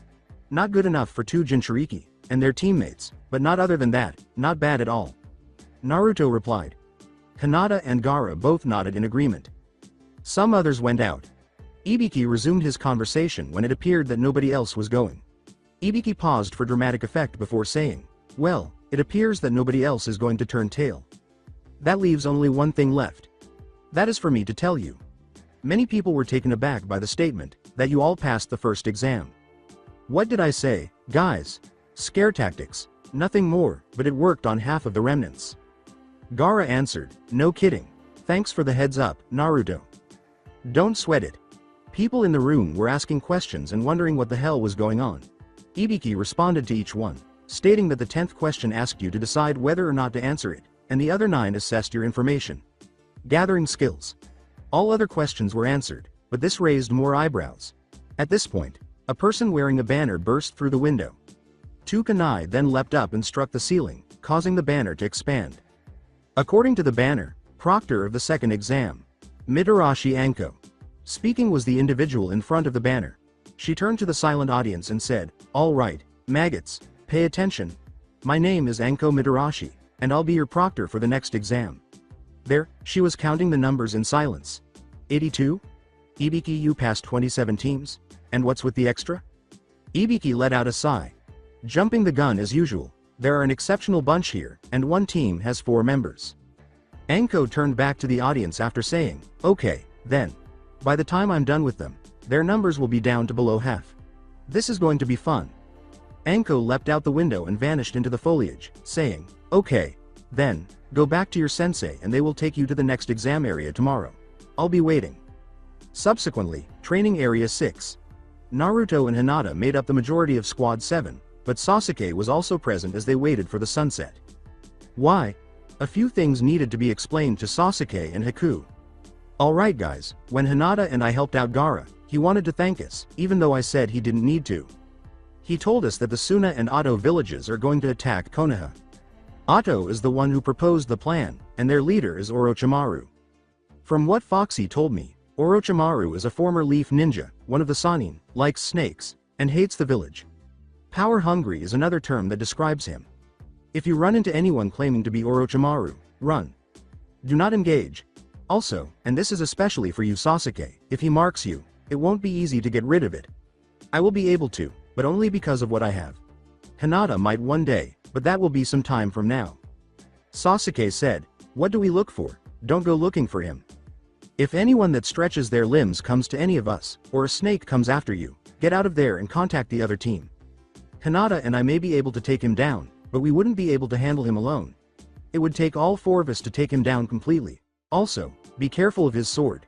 It's called Kusanagi. If anything, hope you don't see it. He likes to regurgitate things, so you might be disgusted a bit. Haku, Sasuke, and Hinata were S. Anything else? Inquired Haku. Naruto gave a headshake. Hinata raised her voice. Remember the teams I said? Sasuke and Haku will be one team. Naruto.kun and I are the other. I choose those teams for 2 reasons. 1. Naruto.kun and Sasuke don't get along that well, so teamwork is basically out the window. Haku and Sasuke seem to have developed a thing for each other, so good teamwork could be present. In both cases, teamwork is essential, and both teams would be able to function together easily, in theory. Haku and Sasuke both nodded. Naruto glanced at Haku, who nodded, and said, by the way, Haku. You mentioned there was another reason they chose this spot to tell us this. What is it? I see. Well, it's almost time for it anyway. The sunset is that way, so we'll be facing this way. Keep your eyes on the sky Sasuke, and you'll see it. Sasuke raised his eyebrows. Then Haku raised his voice. You need to learn to appreciate the little things in life. This is something I know from experience. This should show you what you're missing. Sasuke sighed. The view that Naruto and Hinata cherished emerged a few minutes later as the sun began to set. Sasuke watched in wonder. How long has this been missing from my life? There's nothing like what I'm witnessing at the moment. With the possible exception of Haku, but that's a different matter. Haku chose to look at Sasuke and saw that he was enthralled. It performed as I had anticipated. Hinata, I appreciate you showing me this Naruto. Sasuke's perspective, I've never seen anything this nice before. Not even prior to the murder of my family by him. That is something I cannot forgive him for, even if he had a good reason. Nevertheless, Haku's presence improves everything. And this vista? I'm happy they are aware of it. It's just incredible. I questioned, is this for real? Haku gave a nod. It is. It's something I wanted to show you. Naruto and Hinata showed it to me some time ago, and they've been doing so ever since before they knew they were engaged. It always brought them a sense of peace. It's not a dream, then? Haku shrugged and squeezed my arm, saying, if this is a dream, pinch me. To put it mildly, quite painfully. That's all. This isn't a dream.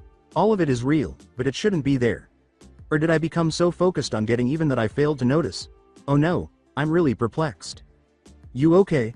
Haku asked me as he looked at me. I gave a nod, just confused. All this time I wanted to kill the one who murdered my entire clan, but left me alive. Now it's like that feeling doesn't even exist. Typical point of view. Haku continued to stare at Sasuke. So the view itself kept you from thinking about it? Or at least got rid of the feeling you had to do it? Sasuke gave a headshake. The feeling is gone, yes. I'm wondering if what's going on is the right choice. I'm just confused. Have I been wrong, or is the world out of whack? I can't even tell anymore. Haku gave a nod. I should have made a guess. He is emerging from the lone Avenger state due to the breathtaking view. If anything comes up regarding this person, Would you tell me? I would help you, and I think Naruto would, as well. Thus, meaning Hinata would. Haku replied. This time, Sasuke's cheeks flushed. He just gave a nod. He couldn't think of anything to say. Haku grinned. In fact, it's functioning better than I anticipated. I ought to ask Naruto about other fantastic locations. This would be easy for him to assist with. But I'll ask him later. Enjoy Sasuke and the scenery for the time being. The following day it wasn't Kakashi's usual tardiness. Everyone was shocked to learn that he was actually early. They went to Training Ground 44 after leaving. Another name is the Forest of Death. Anko stood in front of a forest that was surrounded by a fence. There were all 82 genin present. Alright everyone, listen up. This is Training Ground 44, but we call this place the Forest of Death. The Rain Ninja turned to face the Anko. Why is it called the Forest of Death? Anko grinned. Anko went into such detail about the story that it scared some of the genin. I'm glad you asked. This place is rumored to be haunted by those who perished in here, and believe me, that's a lot. Once again, the story had no impact on Gaara's or Team 7's teams. Once more, just because they've seen or performed worse. Sasuke smiled eagerly as Anko went over the guidelines. Naruto made the decision to display a small amount of arrogance. I'm not afraid of a forest. Heck, this place is my natural habitat. Anko threw a kunai at Naruto after slipping one out of her sleeve. After it touched his cheek, she materialized behind him. A sword was at her throat as she said, "You're cocky. It's people like you who give the forest its na." What? It was held by Naruto. The one who had Anko's knife at his neck went up in smoke, asking, "What were you saying about my being cocky?" The sword, wielding Naruto, vanished, and a grass ninja appeared. While holding the object with the tongue, the grass ninja said, "You dropped your kunai, Miss Anko." Anko grabbed the kunai and said, "Unless you want to kill yourself, you don't want to sneak up on me like that." Anko, when the test begins, check your pockets for a note. You might be scared to find out what it says, but every word of it either could, or would, be true. Naruto was speaking from a branch. With odd eyes, Anko gazed at Naruto. Anyway, before we begin, you'll have to sign these waivers. A genin asked at random, "What are they for?" Naruto stepped forward and began distributing them, saying, "Oh, nothing. Just that I'm not responsible if any of you die. You will exchange your waivers for a scroll in that shack over there. You, Blondie. Pass these out, will ya?" Returning, he signed his own. Unlike Sasuke and Haku, Hinata and Naruto would go to a separate gate together. After 10 minutes, everyone went to their respective gates and picked up a scroll. Despite their separation, Teams 7A and 7B remain a team. At Gaara's request, he and his group chose to join forces with Team 7A. Naruhina, Kankuro and Temari politely consented, for the benefit of their brother. After guiding them to Naruto, Gaara announced that they would be meeting up with 7B, Sasuke, and Haku. When the Sand Ninja showed up, Sasuke and Haku were both cautious. Naruto informed them that they were available to assist if necessary. Sasuke rejected it, until Naruto revealed that Gaara was the red-headed figure. "I see you told them about what the leaders are plotting, Naruto. Does your leader know?" Gaara responded. Naruto gave a headshake. "I left a note in one of Anko's pockets explaining it. Whether or not she has shown it to the Hokage, I don't know. Did you manage to convince your sensei not to take part?" Gaara gave a nod. "The attack will still proceed, but we will not be a part of it. I will go by my word, as bearer of Shukaku, guardian of the land of wind." Naruto gave a nod. "And I will hold you to it, as bearer of the Kyuubi no Kitsune, the guardian of the land of fire." Everybody nodded when Hinata said, "Scroll check. We'll need 3 of each scroll, and none of us will take the other team's scrolls." They counted 1 earth and 2 heavens. Sasuke, Naruto, and Gaara all possessed the earth and heaven scrolls, respectively. "Okay, this means we need 2 earth and 1 heaven for all of us to pass." Naruto replied. Everybody gave a nod. They set out to locate a few victims. They got the first one. They had a scroll of heaven. Gaara and Sasuke nodded as Naruto stated, "Now all we need are 2 earth scrolls and we're good." Shortly afterward, a gust of wind blasted in their direction. Redirecting the wind around everyone else, Naruto took the lead. Unconsciously, he transformed into the Jade Dragoon. Temari and Kankuro were taken aback by this, but the others had witnessed it before. When Naruto realized he had changed, he screamed, "Wing Blaster!" Suddenly, the wind blast was extinguished. Only Naruto could hear the cracking of trees, indicating that someone else had been blasted back. Gaara said, "Naruto, which one is that?" The blonde nodded when Naruto remarked, "Jade. Its main element is wind. It increases my control over it, and even allows me to kill with wind. Sorry, I'm not at liberty to say. Even if I were, I wouldn't train you in this, because you don't have the necessary skills for it. You may have wind element chakra, but it doesn't use chakra. This is why."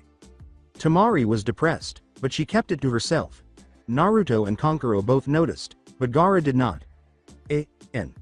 This should not have been surprising, is it? Gaara, I think we should split up here.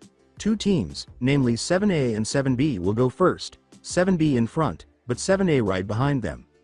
You guys will protect 7B from behind us. You're all good with long range, Gaara with his sand, Temari with her fan, and Kankuro, with that thing on his back. Probably a puppet. If this is who I think it is, they will be after Sasuke. He sighed and returned to his normal state. He sensed the knocked back presence and discovered it was rapidly getting closer. It had a snake-like feel and was strong. Everyone nodded, including Gaara, who said, "Yeah, it's him. I hate snakes." Haku and Sasuke made a point. They located the victim of Naruto's wing blaster attack. Considering that some of the flesh had been ripped off, it was simple. Well, what do we have here? 2 genin, ripe for the picking. He was by himself. Haku and Sasuke had support.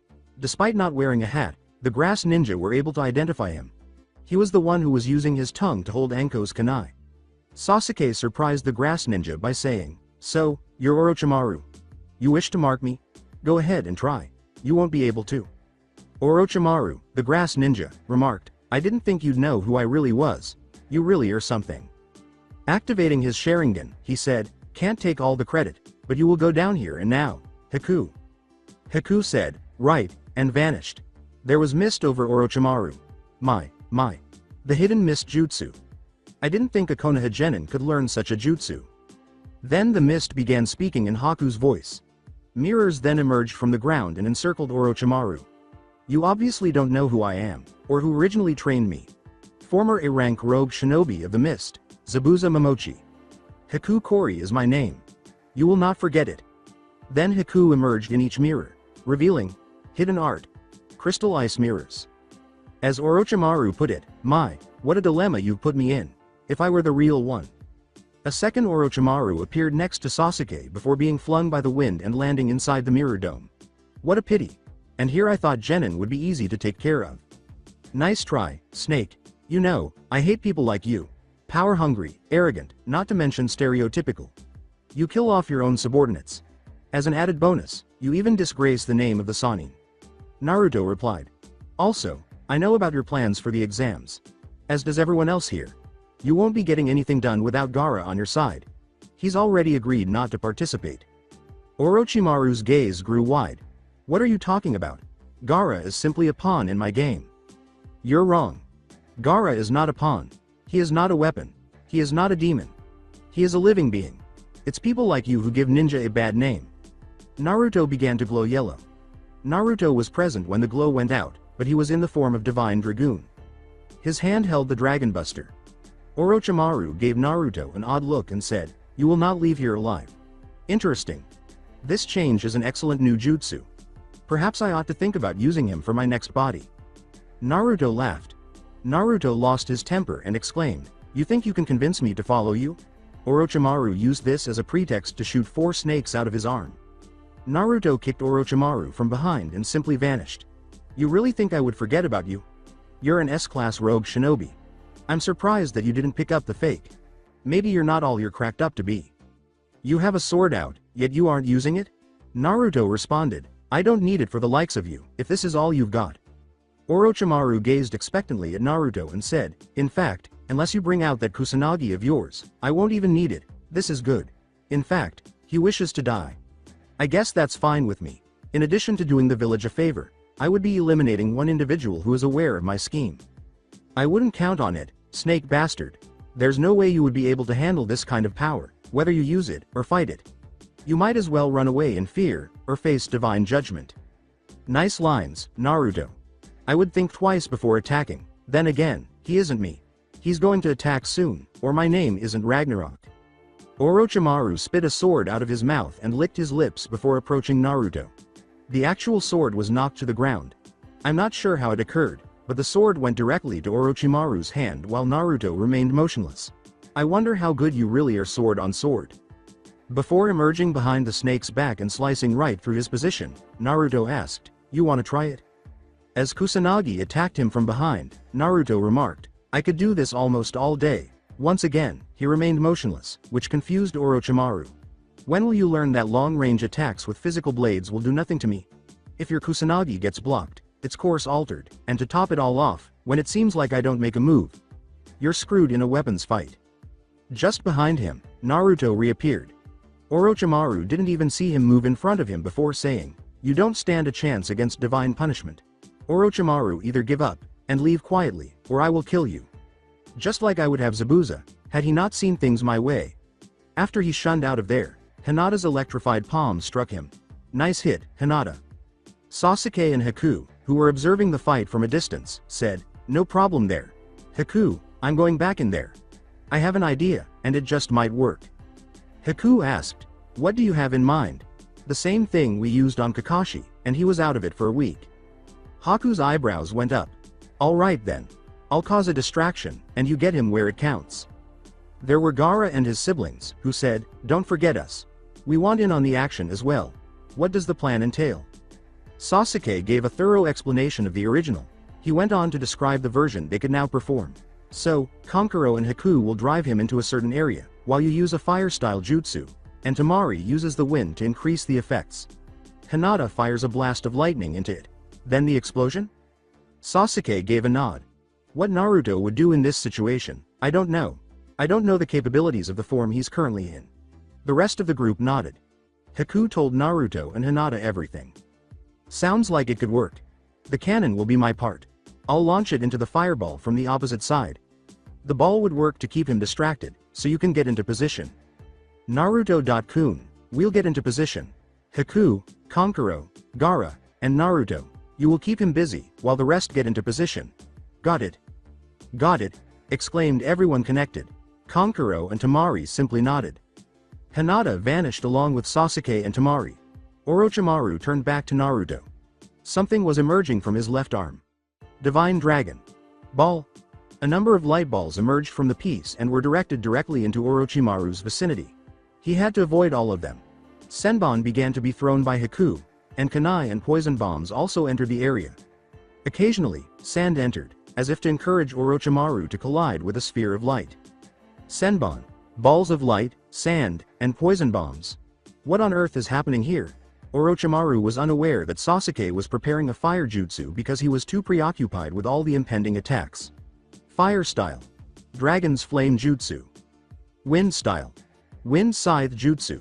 A woman behind Sasuke exclaimed. A female voice called out, lightning spear, from above. Another voice could be heard, but the balls of light were still there. Divine Dragon. Cannon. Orochimaru was unaware that a huge beam of light was approaching him. His attention was on the flaming dragon and all of the impending assaults. He overcame the dragon, but when the lightning spear struck it, he was unaware that the beam had struck the same creature. The dragon exploded as a result. Returning to the village in the distance, the Hokage noticed an explosion. Don't tell me they did that again. I hope it wasn't on anyone important. Wait, the second exam is going on right now. Could they actually be trying to kill someone? An agent from Anbu entered. Lord Hokage, I have some troubling news. I have found out that Orochimaru is back. He is acting under the guise of a grass ninja genin. Female. This is the information we have on her. Orochimaru? Who told you he was back? Enko Mitarashi had gotten a note from one of the genin in the exam. Naruto Uzumaki is that one. How he knew who Orochimaru was, I have no idea, and Enko doesn't either. However, what he said would bring about a reason for that explosion within the Forest of Death. The Anbu continued. So, Naruto and his team is going up against Orochimaru. I wonder if he can handle them. Send in 8 Anbu agents to the Forest of Death immediately.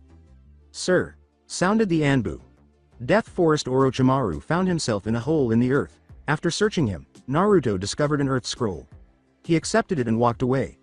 The others also went, but they gave him a small farewell present. Or, perhaps more accurately, without a farewell present. N. Can you guess what it is? keep in mind that Orochimaru is a man. After they were out of range, they exchanged glances. Naruto raised his voice. The others were impressed. It looks like we need one more Earth Scroll, and we're all good. It hasn't even been 2 hours yet. Good job, Sasuke. I'm surprised you managed to adapt the first time we did something like that to accommodate a form in which you don't know the capabilities. Naruto replied, and Sasuke laughed. They all paused and listened to him say, I see you smirking, and you have the right. This time. Hang on, I hear someone. She tried to follow his instructions and closed her eyes. Tamari, listen to the wind. You can tell someone else is coming this way. She has recently discovered that it is beneficial to listen to him discuss wind. It was faint, but she heard it. Free guys? You really think we can take him after something like that? Gaara and I can. Remember, we're Jinchuriki. We naturally have a lot more energy, and chakra. Naruto replied. Hinata gave him a look. Don't forget me. Remember, Foxy put mine there, as well. Hinata was aware that Naruto had given himself a mental slap. She gave him a real time slap. The others nodded, while Naruto rubbed his cheek. It's unbelievable that you truly forgot about that. In any case, 3 Jinchuriki, 2 Leaf, 1 Sand, vs 3 Sound Ninja. One of the few things, man will never find common ground, how to keep a woman happy. Ah, shut up. Rose came up and stabbed Foxy's head, saying, make me. Fine. But you're going to get it later, Rose. Rose grinned. She replied, oh, and pray tell, how would I get it? Foxy grinned. Kid, next time you're in here, make sure you have a camera. You're gonna want to see this over and over again. Naruto interrupted himself to say, nice. Looks like I'll get payback on Rose for that incident in the waves. Hinata turned to face Naruto and said, Hinata, Rose is going to get it for stabbing Foxy in the back of the head, and this is good how? Naruto grinned. Remember what happened in the Land of Waves? That will come as a bonus for me. Hinata laughed, nice. They were discovered by the Sound Ninja. Or did they? They saw Tamari, Kankuro, Haku, and Sasuke. What happened to the others? Their feet were seized by sand. What the? Exclaimed the man whose hand Naruto had stopped the day before. The girl exclaimed, a trap, and we fell for it. Hinata yelled, lightning spear, and struck the girl in the neck. Flame shot. A fiery ball of lava struck the person whose face had been mummified, shock still visible, they burned him. As the last one turned to face them, Gaara uttered, sand coffin. Gaara slammed his fist shut, crushing the last sound genin, sand burial. Gaara remarked, I hope we didn't damage the scroll. We didn't, or rather I didn't. The scroll was on my target. It's in her pouch. It's an earth scroll as well, Hinata replied. Which is why you led the attack. You found it already, and took out the one that had the scroll. Naruto replied. Hinata nodded and distributed the scrolls to the Sand Team, Team 7A, and Team 7B. And now we have 3 sets. Let's get a move on. We split each set between the teams. Not even Naruto is aware of how she obtained them. This is where we split. Gaara, I'll see you in the next round. Gaara gave a nod. With their set, the Sand Team left. They nodded and departed, saying, Sasuke, Haku, we'll see you at the tower. Hinata. Haim, before we head to the tower, what say you and I have some fun? Regular barriers? You know it. Then they vanished. 2 hours later. Haku and Sasuke had already finished. Gaara was in the tower with his group as well. Naruto and Hinata were concealed by multiple barriers beneath a tree. You wouldn't know they were fighting unless you were inside the barrier. Nobody could see what was happening between the Yuki of Foxy and the Void of Rose. They were even passed by a team that was unaware of what was happening there. They were unable to attend the customary sunset event because the moon had already somewhat risen. Thus, they made the decision to take a different action. However, they were forced to wait. Since there was still a time limit and they had plenty of time, they decided to wait. It seems that everything was captured on tape up until the barriers were put in place. Even though they were close enough to be captured on camera, they were able to raise the barriers and leave before they did anything regrettable. After getting a good night's sleep, they removed the barrier and entered. In the tower, the inscription was being read by Naruto and Hinata. A.N. I'm not sure what it actually says, so I'll just explain it as best I can. The inscription stated that people without blank will not be able to think clearly, and people without blank will not be able to accomplish much. The answer will become clear when heaven and earth collide. This was interpreted by Naruto and Hinata as an indication to open the scrolls.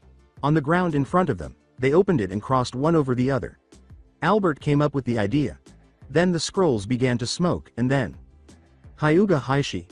Heishi looked at his daughter and asked, "Father, what are you doing here?"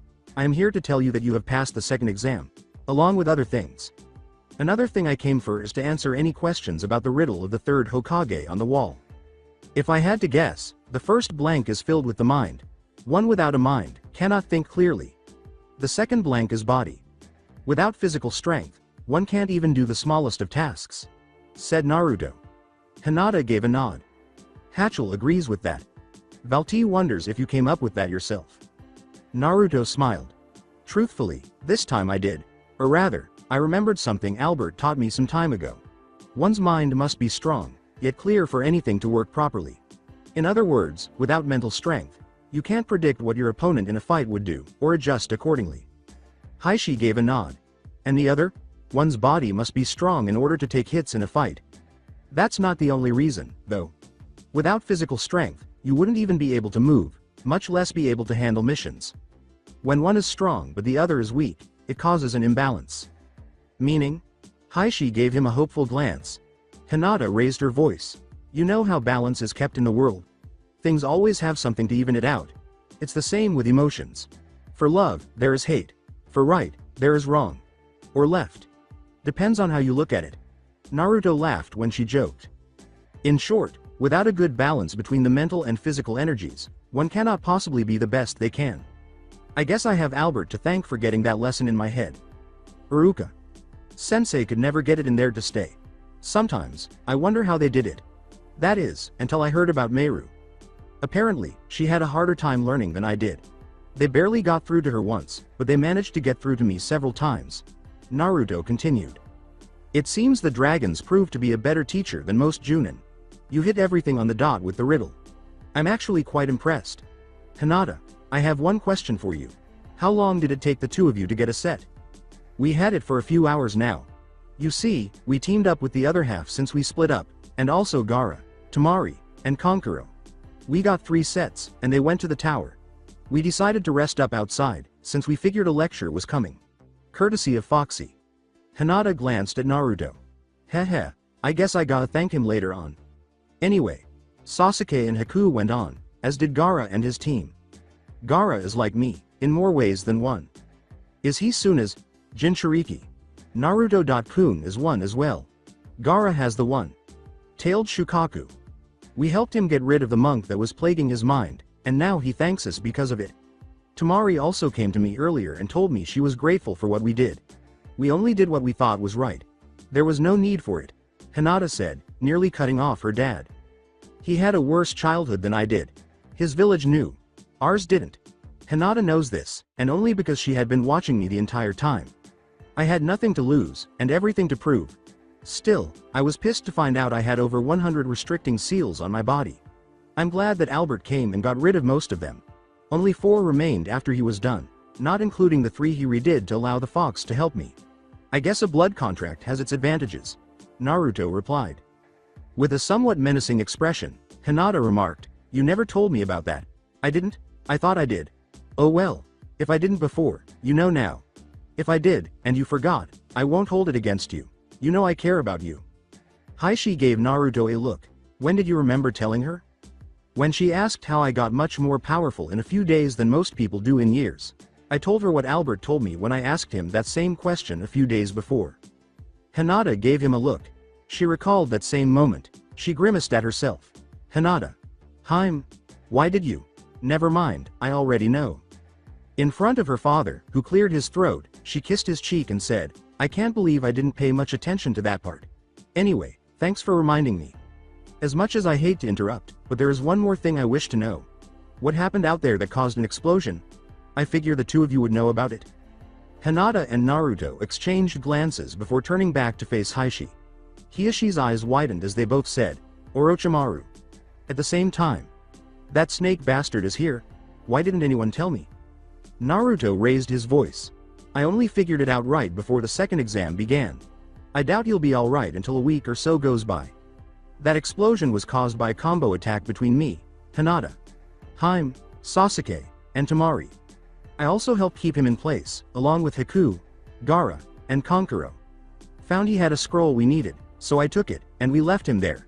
I figure Enko had already read the note and figured the explosion had involved Orochimaru in some way. She'd be right, of course. Hinata gave a nod. That was still an amazing display of pyrotechnics. Wind, fire, lightning, and your divine element was almost devastating. It would probably kill a low-class Junin. No kidding. I bet that blast was felt back in the village. Naruto replied. Hinata answered rapidly. How much? Said Heishi, but said nothing. 500 Ryu. Deal. Heishi let out a sigh addressing his daughter. You might as well pay up right now, Hinata. It was felt there. The Hokage told me he even felt the massive amount of energy being released, and then the explosion. Some of the sensory-type shinobi couldn't take that much, and passed out. This is Junin we're talking about. Hinata pulled out the 500 Ryu and gave it to Naruto, saying, oh well. Here you go. He returned it. At that, she flushed. Hinata. You do realize I was kidding, right? Why? I don't want to take your hard-earned money, or any of your family's money for that matter. Besides, one of the 3 things a warrior should never do. Drink, gamble, and have a one-night stand. I like to stay away from all of them. Hence the reason I was kidding. Heishi laughed at this. You two make a great couple. I'm glad I decided to use the team basis as a cover for your engagement. The council may not like it, but what do I care? You two are perfect for each other. Heishi was staring at Naruto and Hinata. They both blushed as danger flashed into their eyes and a great deal of killing intent was released. The key dropped significantly. If you could tell me of my parents, that would help me to learn what I need to. That's one thing I have yet to learn about, and only because either no one knows, or because of some law passed preventing it from getting out. Naruto replied. I'm afraid it's the former in most cases. They have suspicions, but even those suspicions are under the law doing the latter. You must find out for yourself. Besides, only a handful can guarantee good information on your parents. My wife, being one. Another is dead, and the final one is merely a weapons shop owner. None of them have told anyone anything. I was the only exception, but this came right before the law was passed. Only you, and the Hokage are immune to this law. If I were not, I would tell you right now. Unfortunately, doing so would mark me as a rogue, and Hinata will be placed as a branch member. The latter is something I don't want to happen. They are not treated well, though I cannot say from experience how they truly feel. Naruto let out a sigh. I knew it. I'd have to find out myself, or from someone not affected by the law. Perhaps Haku knows something. One or both of my parents would have had Uzumaki as a last name, more likely than not. Haku is familiar with the waterbound nations. Uzumaki is translated as maelstrom. I think. I don't really know, and don't have a translator. This means I probably have some roots out at sea. I believe Haku is a good thing to ask about this. Heishi and Hinata both nodded. Hinata understood his logic. Heishi had additional knowledge. He was aware of his mother's origins. He inherited his last name, Uzumaki, from his mother. He chose to concur with Hinata for the time being. The 3 of them nodded, and Heishi went poof. I agree. Your logic seems sound. I hope you find the answers you're looking for. That's all for me, I guess. 2 days later, only 4 teams had arrived on the 3rd day of the exam. The only teams present were Gaara's team, Team 9, Lee's team, Team 10, and Team 7, not split. Naruto made the decision to question Haku. Haku, do you know of a clan known as the Uzumaki? Or have you at least heard of one? Haku gave a nod. I have heard stories of an entire land being taken over by the Hidden Rock village. A few shinobi clans had fought, and perished in it. From what Zabuza told me, the Uzumaki clan was one of them. Their skill with swords is virtually unrivaled. There were rumors of one surviving, but those were just rumors. It happened 3 years before I was born, meaning 3 years for you, as well. A young girl by the name Kushina had been sent out the another village about a decade beforehand. She was raised in that village, instead of her own. What did she look like? Haku gave a headshake. I don't know. The Uzumaki clan was known for 2 things mainly. One was their fiery temper and will. The other was their natural ability with swords, or a weapon that was similar. Bladed weapons are one specialty. You have a natural ability with a sword. That is something you have proven several times over, and twice with Zabuza, Demon of the Hidden Mist, and former member of the 7 Ninja Swordsmen of the Mist. The will, you have easily. It strengthens your determination. You are a lot more level headed than the Uzumaki clan was said to be, until your friends are targeted or hurt. That is when you are worse than anyone can imagine. If I'm right, and you're of the Uzumaki clan, then making you angry is an instant death wish. That's an understatement. With the Kyuubi no Kitsune, 5 dragons, and the Uzumaki clan's temper, as you put it, that would make me more dangerous than the 4th Hokage himself if I were pissed. You've heard of Konoha's yellow flash, right? Haku grinned. That's him. You know how dangerous he is on his own. A further nod. I'm willing to bet that I would be at least 10 times as dangerous if I were pissed off, considering everything inside of me. I would have to agree with you on that one. After that, Naruto grimaced.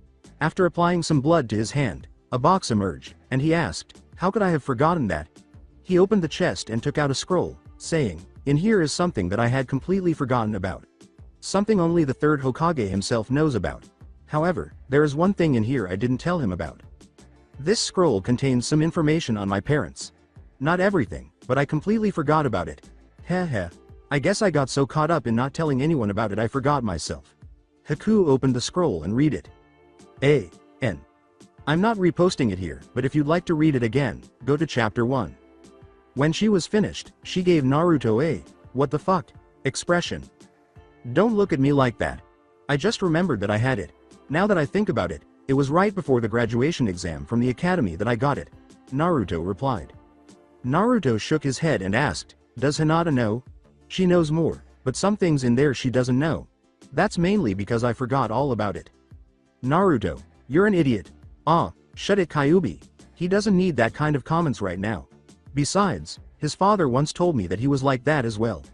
A real ladies' man, attracted quite a few as well. However, he was utterly clueless. Now that you mention it, it does make sense. He's the spitting image of his father, and has the personality and will of his mother. But if their tempers are the same, anyone who insults his sword, or hurts one he cares about, is dead. Naruto added, why would that be Foxy? Well, first off, I guess I can't blame you for forgetting about the scroll. Kushina's temper roared when it sparked. In addition, anyone who hurt those she cared about, or those who insulted her sword, died a very painful death.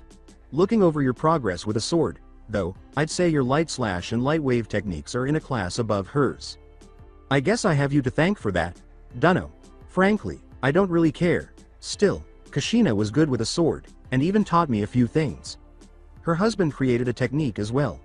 I'm not sure what it is, and only 2 others learned it. Who are they? Kakashi Hatake, and Jiraiya of the Sannin.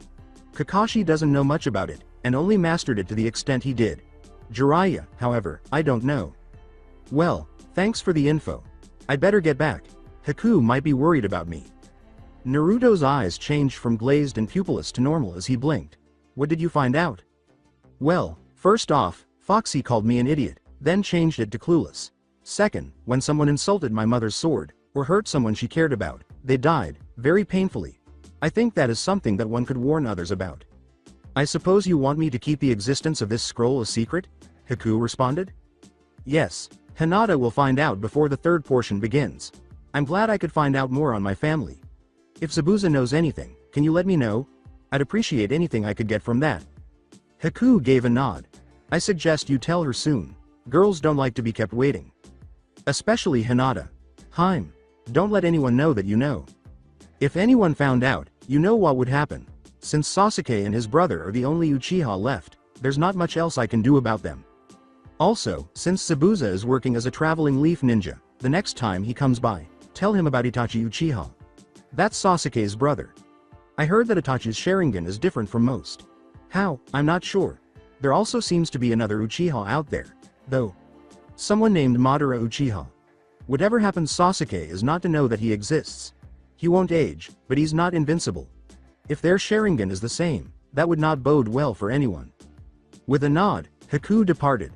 The room seemed to be broken like glass, as evidenced by the green glow that surrounded it.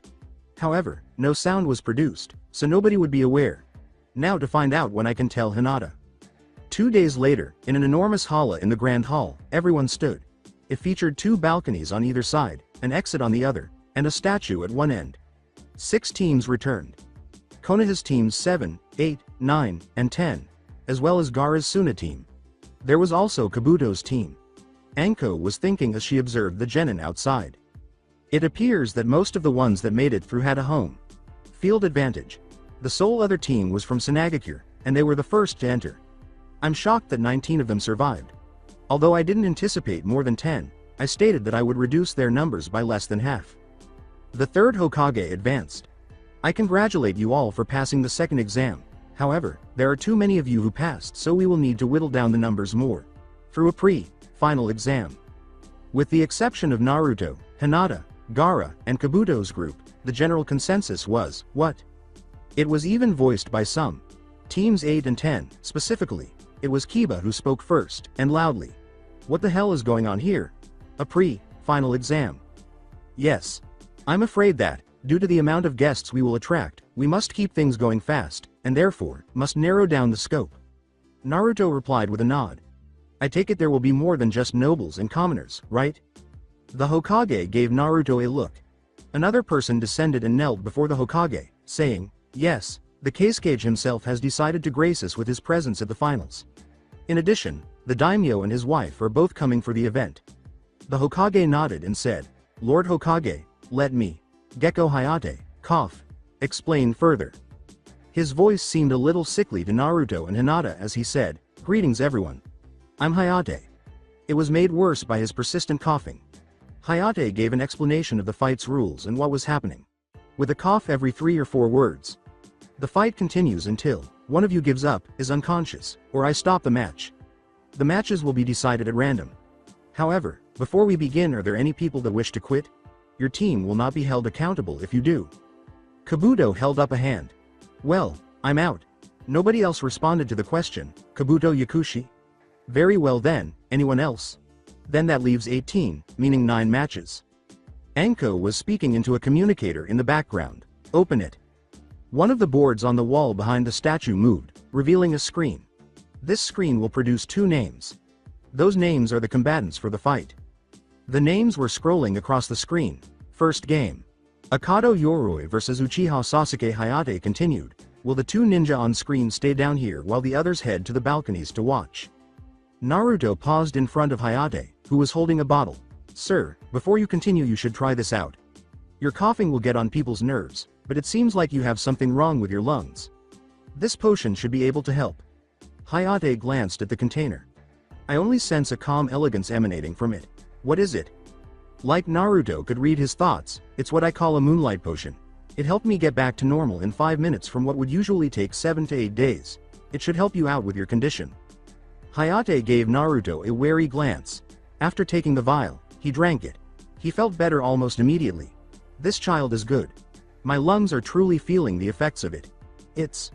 Wow. Naruto nodded. It appears that I was correct. We will watch him just to be sure. It may have worked temporarily, but if he coughed during the preliminary exam, it didn't work entirely.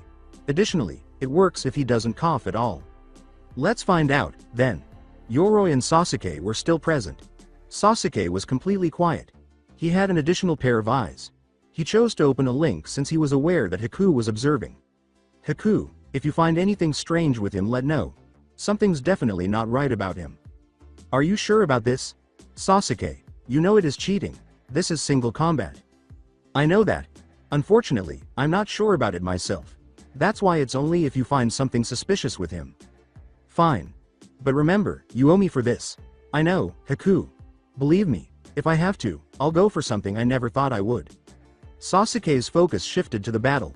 He didn't know who his opponent was, but now he knows better than to underestimate them. That was brought home by the altercation with Lee. Hold on. Lee. That's all. I'll approach this the same way Lee did to me. Hayate took a step back. Begin. Only Naruto and the Junin noticed that the sickly edge had disappeared. The battle Sharingan was active when Sasuke launched a direct attack. Yoroi didn't give it much thought. He took Sasuke's arm instead. Sasuke attempted and successfully delivered a kick to the head. Yoroi had been thrown into the air after being forced to release his grip. Sasuke was exhausted. How, he did not know. Sasuke, he's draining your chakra with his grip. A close combat fight seems useless here. Thanks for the tip. Haku laughed to herself, don't mention it. Sasuke.kun. At least I'm not concerned about her following me. I heard that. Don't worry though. I have no intentions of doing so. I know you like me, but right now, I don't know for sure if I am the same. Sasuke broke out in a sweat. Only Haku was aware of the reason. Sasuke made the decision to keep his distance. He began to sign with his hands. He exclaimed, "Fire style! Fireball jutsu!" And a huge ball of fire emerged from his mouth. In order to avoid it, Yoroi had to jump. The smaller fireballs approaching him were something Yoroi was unaware of. Everyone else was observing the giant fireball, but only Gaara, Hinata, and Naruto were aware of what was going on. Before he even used the plan, Haku saw it. Yoroi was kicked into the air by Sasuke. He vanished and was discovered beneath Yoroi, dancing leaf shadow. After flipping Yoroi, Sasuke kicked him in the side and said, "I'll admit I got this elsewhere, but from here on out, it's all original." 2 more kicks, another punch to his stomach. Sasuke then spun around and kicked Yoroi in the back. Screaming, "Lion's barrage!" Sasuke stood up and leapt around. Yoroi remained motionless. Approaching him, Hayate felt for his pulse. The winner is Sasuke Uchiha. Yoroi was taken out on a stretcher by the arriving medics. He came to a stop beside Haku. "Thanks for the warning. Chakra drain is dangerous, even for me." Haku merely gave a nod. Sasuke became anxious as she grinned. "I hope I don't regret enlisting her assistance with this." Sasuke stiffened. "You do realize you have yet to cut the link, right?" "Oh shit," he said, cutting the connection. Haku laughed. As the board shuffled names, Hayate said, "Okay, then, the next match. Kankuro no Sabaku vs Tsurugi Masumi." It was almost the same fight. Like Orochimaru, Masumi had stretched his limbs. Kankuro was ultimately imprisoned in a full body lock by Masumi. Naruto warned Hayate not to end the match just yet through a mental link. Just as he was about to do so, he was aware of Kankuro's intentions. He was ultimately shown to be correct. Given that his neck broke and he was still alive, the Kankuro in the hold was a puppet. If it wasn't obvious from the full 180-degree headspin. Except for his neck, Masumi's entire body was broken. The winner is Sabaku no Kankuro. The screen switched to roulette mode and said, "Okay, time for the next match. Uzumaki Naruto vs Haruno Sakura." Naruto's gaze widened.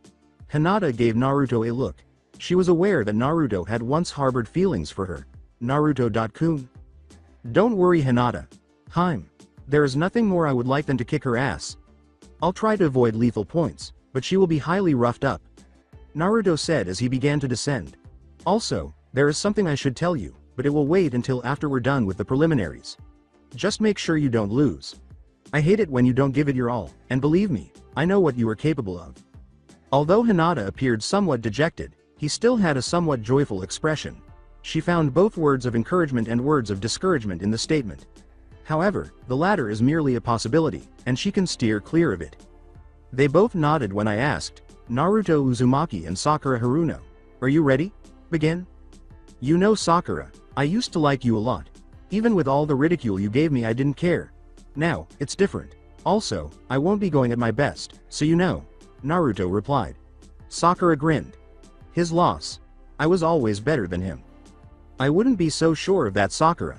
If you try the fact that your stupid crush is on a guy who has no interest in you whatsoever, and you have the highest written scores in our year, it's a shame really. Heck, I'll even raise them to 50%. Bets were being placed by Team 7. Hinata turned to face the other people. "How long do you think it's gonna take for him to win?" "It's out. Haku, 4 minutes, no dragons, 30 seconds with Dragoon."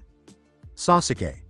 "I'd give him 3.5 minutes, 25.30 seconds with a Dragoon form." Kakashi. "He said the weights are at 50%. I'd say about 5 minutes, and he's not going to use a Dragoon form. I doubt he'll summon a dragon either." Hinata said, "I'd say he'll do it in about 6 minutes, after torturing her body and mind." She was regarded as insane by the others. "Don't look at me like that. Besides, he's leaving few flaws in his usual stance, and he never has those flaws. He's going to humiliate her, and I can tell." Bets are placed. Ino, Choji, and Shikamaru were all there. Shikamaru turned to face them. "What do you mean his usual stance? I've never even heard of a style like that." "That's because it wasn't originally a ninja-based style. He modified something to get his usual. This is especially true since the last one known to use it died almost 4,000 years ago," said Hinata. Sasuke gave Hinata an odd look. She could tell what he wanted to ask without even looking. Yes, it was Hachel. No, he won't teach it to you. Also, I think it would be a good idea to go for something else. Lightning Rogue isn't your style. Sasuke was told by Hinata. Sasuke came back to the fight that had not yet started. Sakura caught Naruto's attention. The time for talk is over. I think I could bring up quite a few more insults, insulting your pride while I'm at it, but I think that will be enough, especially if I have to bring up the fangirlism. Sakura was really mad at Naruto. Headlong, she charged at him. He was able to dodge with ease, but he stumbled a little. Or so everyone believed. Sakura went for another blow after noticing he was unsteady. When she hit nothing but air, she lost her own equilibrium. As she glanced down, she noticed Naruto standing there, ready to kick. Sakura was kicked high into the air because she was unable to react in time. Using his hands, Naruto leapt to his feet. He turned into wind and vanished. He said something in the forest that Temari recalled. She listened while closing her eyes. No, did he really turn into wind? When Kankuro saw what she was doing, he thought, I hope he can teach me that. And then she had a shocked expression on her face. Temari? Her eyes opened. Naruto just became thin air, and is attacking Sakura as air alone. He's pounding her into a pulp. He seems to be avoiding any vital organs, but he's hitting her hard and fast while she's airborne. Gaara was taken aback by the floating body. With Shukaku's assistance, he was able to see subtle movements. He's torturing her. I didn't think he would do that. Then he sent a message to all of them. I'm only doing this, because not only is she a fangirl, which I despise, by the way, she is also someone I had a crush on at one point. Instead, I ended up with Hinata, and happened to be quite happy with my choice. In other words, the second reason is to prove my loyalty to Hinata. If anything, she had it coming for a long time now. The Sand Genin looked at each other and then returned to the battle. They all agreed that she would likely survive, albeit with severe bruises. I feel sorry for her. Sakura was suffering from severe shock. She couldn't see the blow that struck her in the nose or the one that was going for her eye because she was being struck in all directions. After she was finally struck in the back, Naruto's body eventually resurfaced, but it was noticeably different. Temari's gaze expanded. Kakashi's head hung. Hinata grinned. Haku gave a smirk of her own after catching it. While yelling, Naruto used the recoil to deliver a quick roundhouse kick to her stomach. Sakura fell to the ground and yelled, Dragoon Barrage. But Naruto remained in midair. A hole appeared from the impact. Then he gestured to Sakura's somewhat lifeless body with both hands. He had a deep purple glow on his arm. The color of his armor changed to a blend of jade green and purple. Hinata, Gaara, and the wind users all felt a pulse, but no one else did. Sorry Sakura, and I hope you don't die from this. Secret Jutsu. Dark Wind Mind Destruction. A.N. This basically refers to the Jinchuriki, Gaara, Hinata, Baki, Asuma, Temari, and Gaara's sensei who are aligned with the wind. Kakashi failed to notice the pulse. A scream came from the hole and was heard by all. After landing, Naruto was surrounded by a dazzling white light. She won't be able to continue after that. Her body is severely damaged, but is not life-threatening. That's not what I'd be worried about though. You might want to have a Yamanaka look at what I just did to her mind. It will blow them away. Naruto said while looking at Ino with a slight dislike. He nodded as he turned to face Temari and Gaara. He gave Hinata a wink. Naruto walked back up to Hinata and the others and declared, the winner is Naruto Uzumaki. Wow, Naruto.kun. I didn't think you could do something like that. How did you come up with it? Spur of the moment thing, I guess. By combining Rose's darkness with Albert's wind, I used something I remember Foxy telling me about the Yamanaka clan. The mind destruction jutsu. This did worse than what he said. The majority of her mentality was corrupted, or destroyed. Also, I doubt she'd be a fangirl after she's back on her feet. Sasuke laughed. Another thing you won't explain? As Ino approached Naruto, he said, not here, I won't. How did you do that? And there's why. I'm not explaining things to you Ino. You would learn something similar, anyway. Ask you father about the mind destruction jutsu. If I'm right, what I just did dwarfs what the mind destruction jutsu does. Can't say for sure. You also might want to ask him to check on Sakura's mental state. At least to see what the damage is. Naruto said, without ever turning around to face Ino. Only Haku knew how he accomplishes that. Ino was clearly taken aback. Hinata gave Naruto an odd look. She then awoke from her daze. You weren't kidding when you said you were going to torture her mind and body. Still, to do this? I never even considered it. That was some really nice handiwork. The board was switching back to the roulette mode. Hyuga Hinata versus Hyuga Neji. That is not good. Hinata, remember what I said about dragoons with a crowd? Hinata grinned. Forget about it. This time around, show Neji the full results of your training. I'll even allow use of that. I won't even complain, Naruto said. Hinata's eyebrow went up. Why do that? I mean, sure he hated the main branch, but why would he take it out on me? The people who knew who Naruto was referring to had their eyes wide, or in Kakashi's case, their visible eyes. Because if he's given the chance, he would most likely kill you. I can sense his hatred for the main branch from here. Foxy is even impressed at the amount. In any case, you should go for it. Don't hold back, even the slightest bit. If you have to kill him, even if only on accident, I don't think some people would mind. Hinata gave a nod. Since her first use of the jutsu in a real fight, she had been practicing control over the entire system. She started to leave, but then she spoke. Then Haku turned pale and said, Haku, you might get some deja vu from this fight, if you know what I mean. No, did you really tell her to use the sum? Not a word on that, Haku. Besides, I'm not even able to do so just yet. If I have to face off with it, I would have to go divine off the bat. It's that powerful at the start. Now she has even more control over it. You have no idea how much more powerful it is now. On the ground, Hinata said, Neji Hyuga and Hinata Hyuga. Are you ready? I just have one thing to say. If Neji dies in this match, I want no blame in it, and he gets the burial of a main branch member. Hyuga Council be damned. I do it myself if I have to. Neji raised his eyebrows. After saying, what makes you so sure you'll win? Hinata fell silent. I'm ready to begin when he is. Neji's Byakugan came to life. This fight will do more than decide what you are capable of, but the fight between branches will be decided here. Begin, exclaimed Hayate, then leapt back with more vitality than the majority of the Junin believed he possessed because of his illness. Even Sasuke was impressed when Hinata leapt higher than most people would have imagined. At that moment, a dazzling violet light surrounded her. She now resembled Naruto from his battle. Both the wings and the armor were simply a different color. Everyone was completely taken aback, with the exception of Gaara's team and Team 7. Hinata's exclamation, Neji Hyuga, sounded like three voices overlapping one another. Right beneath the Violet Dragoon Hinata, Valti Yistu emerged, saying, You have desecrated the true honor of a marital artist, and allowed fate and destiny to run your life. Together with Valti Yistu of the Black Dragons, and Hatchel of the Dragoons, I Hinata Hyuga, will take you down, Dragoon Art. Summoning. There was now one less voice to interrupt Hinata. Secret Jutsu. Summon Fusion. Hinata swung into view and struck Valti in the back. Neji was nearly blinded by the ensuing flash and glow. If he hadn't covered his eyes and turned off his Byakugan, it would have. The outcome was spectacular. As promised, Hinata gave Haku a deja vu feeling.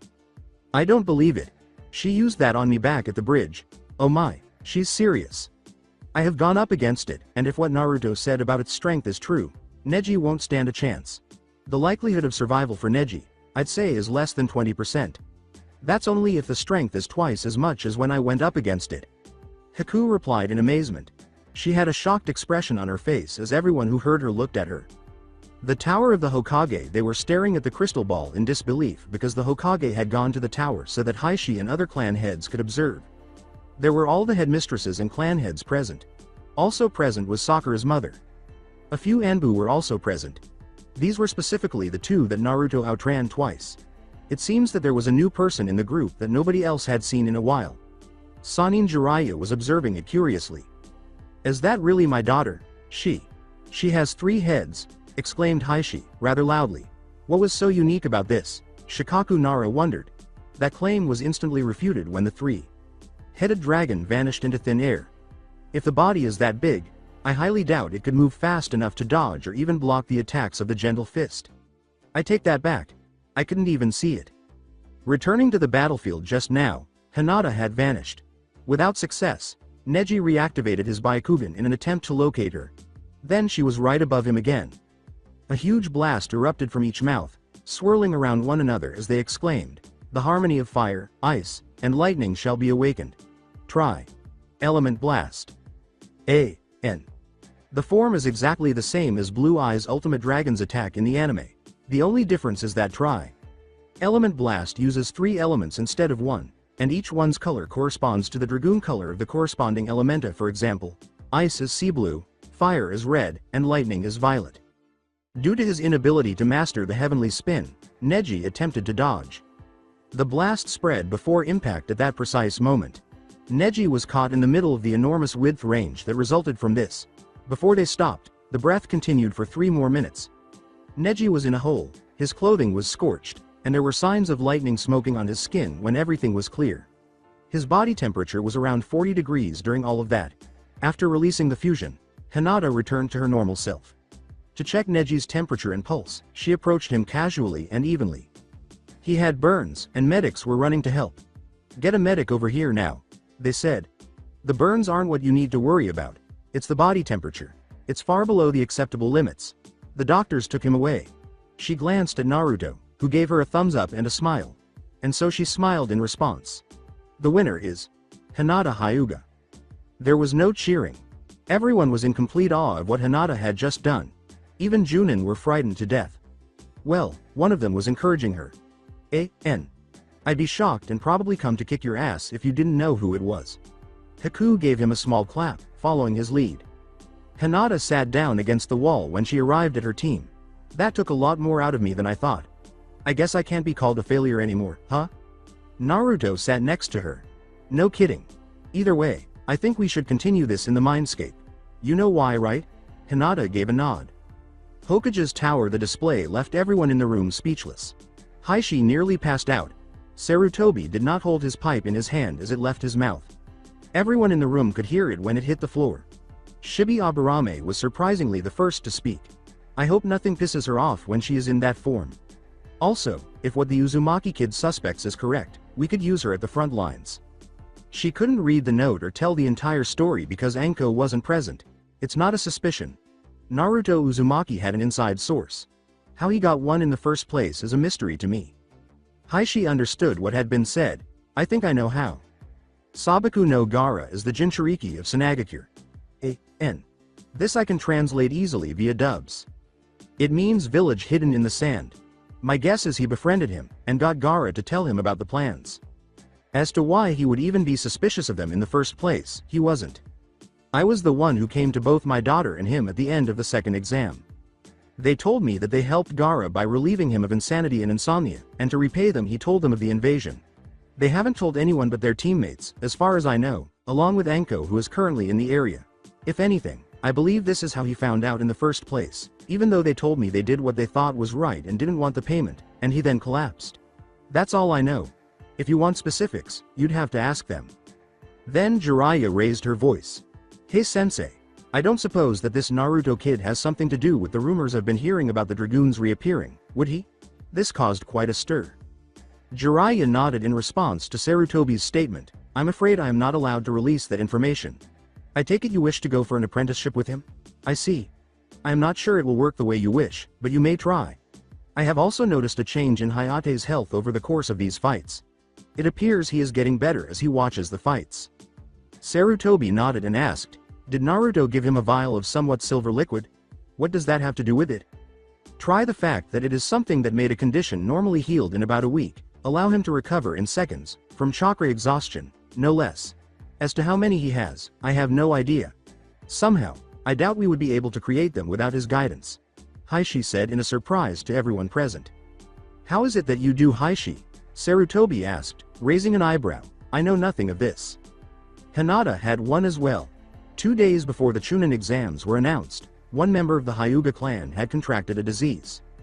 He was thought to die within 2 weeks, but Hinata had gone in, unnoticed, and gave him the vial.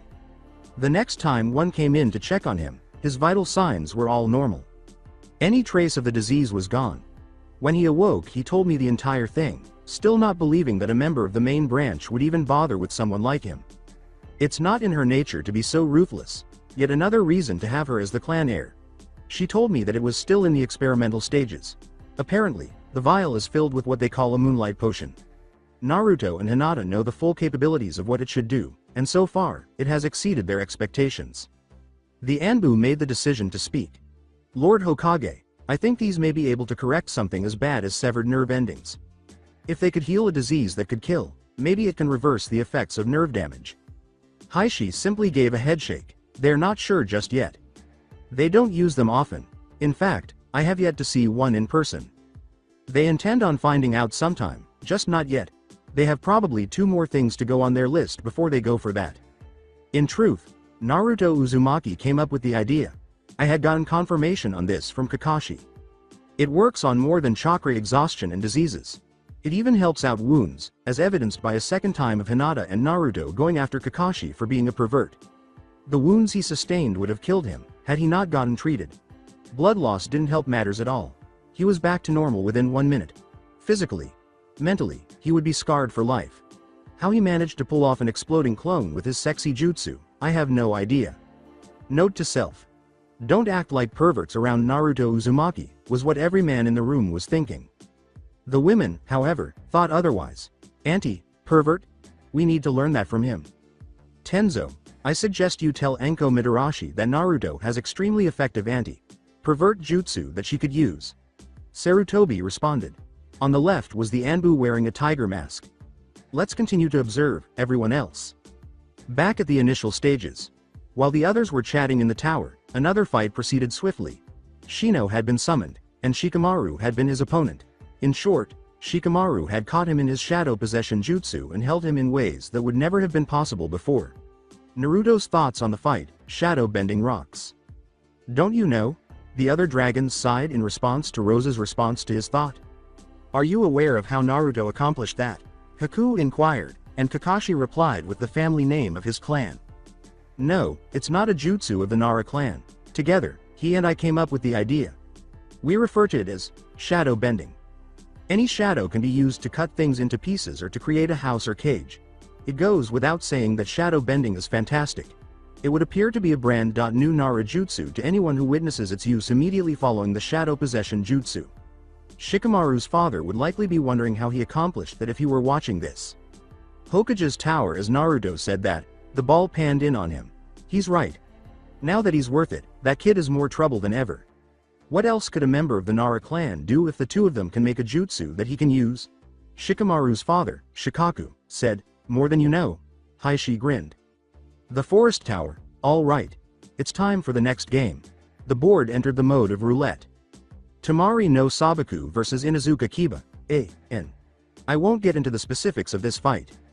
Tamari, who was merely playing with Kiba at Naruto's request, was unaffected by the same strategies Kiba usually employs. Male Inuzukas are bold, a little cocky, and dependent on their partners.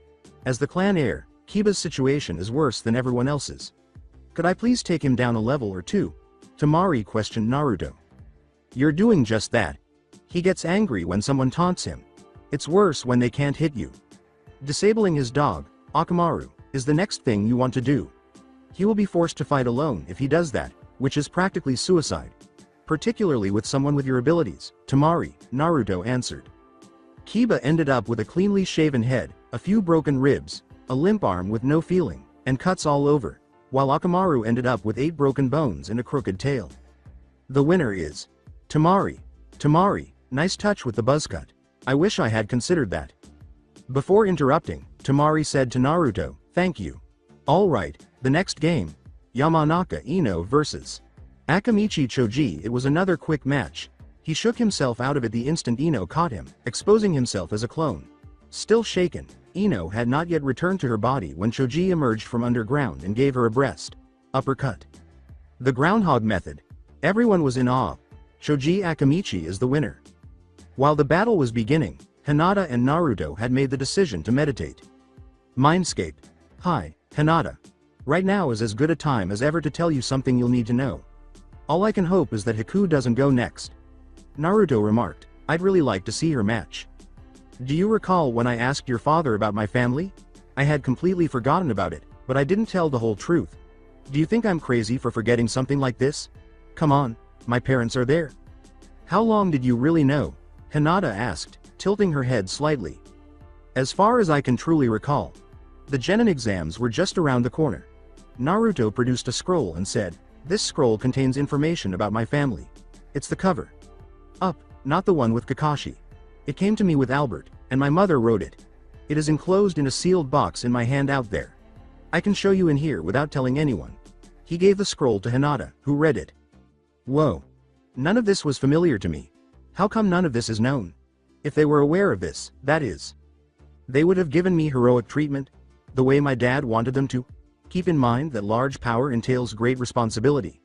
Many of my father's enemies would target me if people found out that he was the Yondaime.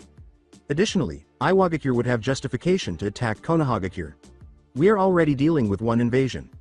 Naruto finished for her, saying, we don't need another second to pass. Does this mean you have 3 bloodlines? Hinata asked, a little quiet. The dragons came after your mother's side, which had a lot of willpower, chakra, and easy control over a sword and seals, and your father's side, which had a lot of chakra. They were already a bloodline, you told me. They are. This implies that they will have 4 when we eventually have children. They're Dragon, Hyuga, Uzumaki, and Namikaze. There are 4 strong bloodlines, plus more. The Clan Restoration Act was just brought to my attention. I'll be put under it and forced to take on more wives if this information leaks. That is not what I want. Hinata. You are my only option. After giving him a disbelieving glance, Hinata noticed a yellow light coming from behind her. So, this is the girl you like, huh? A Hyuga? Arrogance didn't seem to appeal to you? Hey Dad, Hinata said, turning to see a man who appeared to be an older Naruto, albeit without the whisker marks. And I don't. The other Hyuga are not like Hinata. Unlike the rest of them, she never experienced pride or arrogance sticking up her ass. Before I discovered she liked me, she was actually a shy and timid girlie. You can ask Albert about this. Wah. Hinata said, glancing between Naruto and his father. Hinata, don't worry. I'm aware that you're very different from the other members of your clan. You actually make me think of Hakari Hyuga. Her daughter wouldn't be you, would she? The older blonde, Minato, inquired. Why? Yes, Hokage. Sama. He dislikes honorifics, Hinata.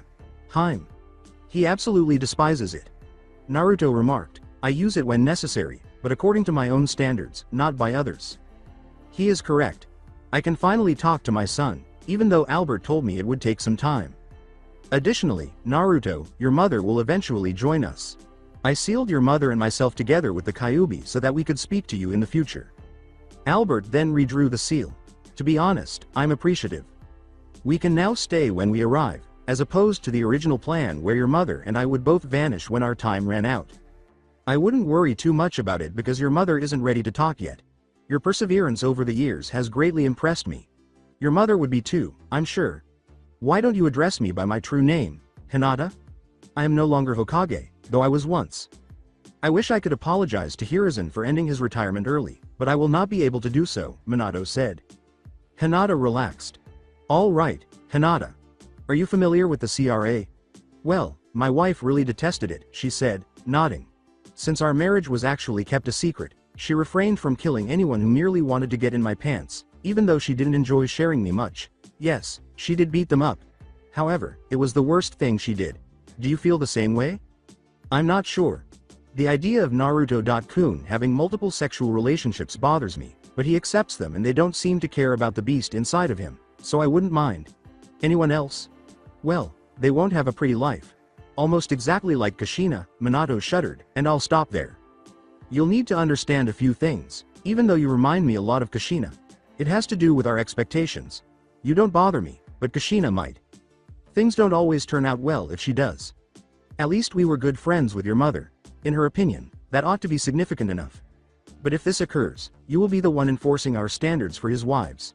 Do you see where I'm trying to go with this? Simply put, she hasn't met me. Before he spoke to me, did you know how much I liked Naruto-kun? How long, even? A few months? Dad, give it a few years. I never realized she was a bit of a stalker.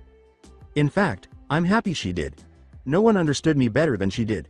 I'm thankful for that. And now, a girl from Sabaku no Tamari, Sanagakure, wants to date me. She is obstinate, even though I told her not to. I'm happy that I can ignore things. In the tower, she asked me twice. You then informed me of the CRA and the fact that I would fall under its purview. Don't you think it would have been helpful to know about? Hey, I was occupied. At least I wasn't a pervert like my sensei or constantly late like my student Kakashi. Arrow. Senin, that. Tell Jiraiya that I told him not to corrupt you with those fucking books of his if he comes looking for you. I liked one of them, but that was all. I prefer this one over Icha Paradise, even though it wasn't nearly as well liked. It's actually where your name originated. The Gutsy Ninja is the name of it. You'll like it easily if your tastes are similar to mine. It's likely the only good book he's written. He would investigate the girl's hot springs if he were in town. If he is, punish him as you see fit. Don't touch his balls. He was meant to be your godfather, but I doubt he stayed after the attack, you know. He didn't. Would it be okay if I left you alone with him for a while, Hinata? Naruto remarked. I think he has something he just wants you to hear. There are, in fact, but those can wait. I have 2 things to tell you right now. I did write down the details for the Hiraishin, but only Kushina and I are aware of this. After finishing it, I recorded the necessary information and placed it in a scroll that was sealed with blood. Additionally, some of my former kunai are present. I buried the scroll beneath the location I suggested to your mother after placing it in a chest. The eyes of Naruto and Hinata widened. You should also be aware that your godmother is supposed to be Tsunade of the Sannin. However, if you went back far enough, she would actually be related to you on your mother's side. I believe so. In any case, the things I need to discuss with Hinata alone will be discussed later. It appears that 2 people were beaten outside. Choji or Ino? If you mean the blonde who resembles Inoichi or the one from the Akamichi clan, then it was the Akamichi clan member, Hinata inquired. The other one appeared to be a child who resembled Guy exactly and had a red head. Gaara versus Lee. That's going too far. The host of Shukaku is too strong for Lee.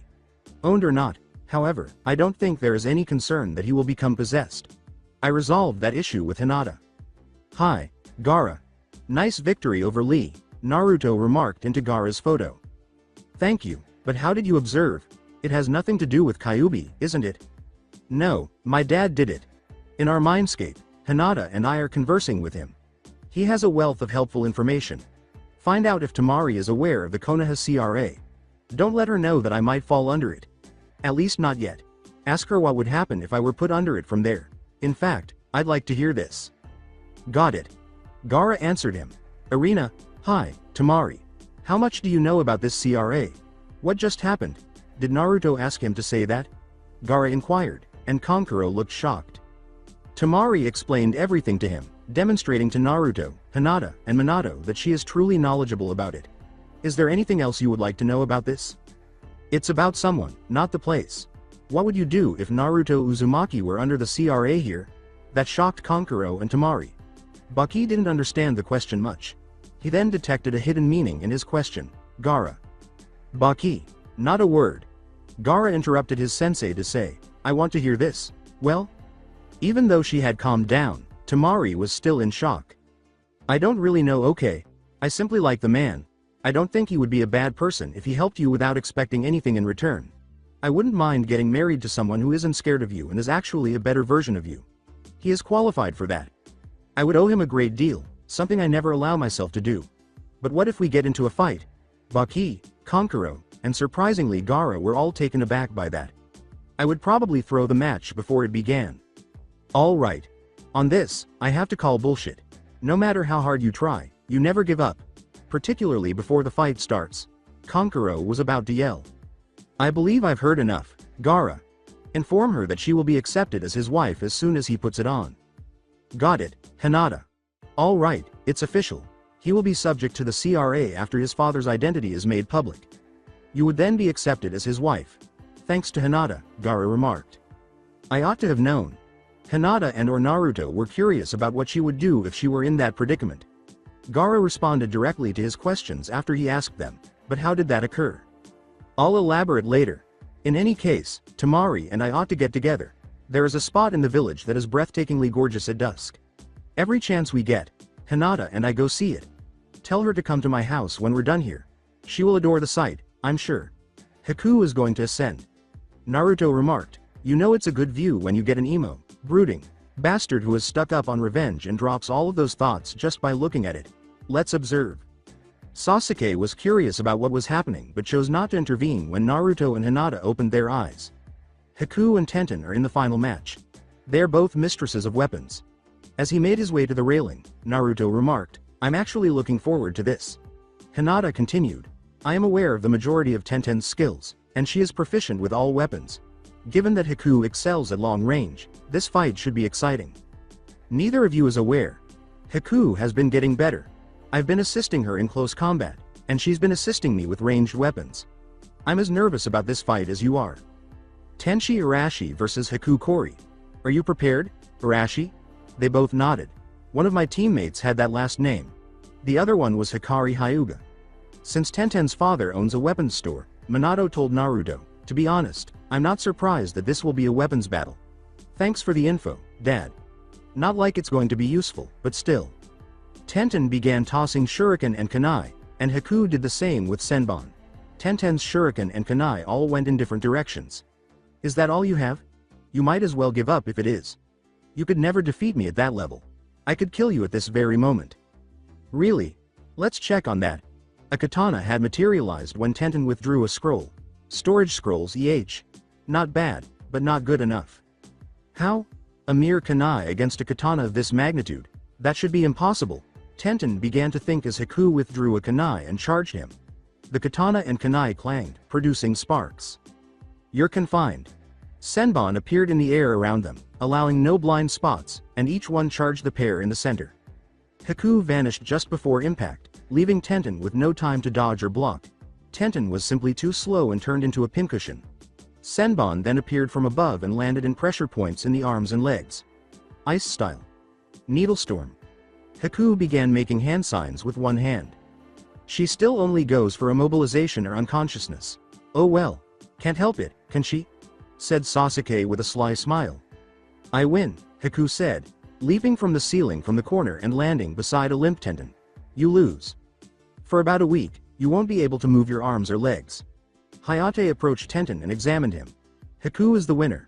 Okay, all of the winners of their matches should come down here immediately. On the floor, Naruto, Sasuke, Haku, Hinata, Gaara, Temari, Kankuro, Choji, and Shikamaru gathered. Your skills are impressive. All of you will now approach and pull a number. Your first fight will be determined by your number. Everyone nodded, and as their names were called, they approached a box and pulled a number. Once they had one, they all entered line. We will explain the format of the final exam afterwards. Alright, so this is how the third exam will go. The competition is 1 on .1 and elimination based. When you lose, you are eliminated. Haku raised his voice and asked, if it's elimination based, does that mean only one person will get promoted? You win, you move on. No, Haku, it doesn't. Your chances of passing increase with the number of matches you play, but it's also possible that nobody passes and turns into a chunin. I think I answered that question correctly, Hayate. At the same time, it's possible that all 9 of us become chunin, Naruto said. That would be correct, Hayate said, glancing at Naruto. According to the reports, this is your first attempt at the chunin exams. Would you mind telling me how you know this? I have references. I discovered that one of them has a blood connection to me. Unfortunately, he isn't present, Naruto remarked. My father told me the truth, but I can't tell him. It's true, Naruto. Well done, Minato remarked. All right, then. Do you have any more inquiries? There weren't any, so Hayate said, all right, these are the matchups. Shoji Akamichi vs Naruto Uzumaki Sabaku no Gaara vs Sasuke Uchiha. Haku Kori vs Sabaku no Kankuro Shikamaru Nara vs Sabaku no Temari. Bai vs Hinata Hyuga. Everyone has a month to get ready. To get ready for the finals. You are all off the slate for missions until then. The fights are something we look forward to. I'll see you then. I want to talk to you before you leave. Naruto Uzumaki. Hinata and Naruto remained behind, while the others left. Anko Mitarashi also remained behind, and a few more Junin entered the room through Shunshin.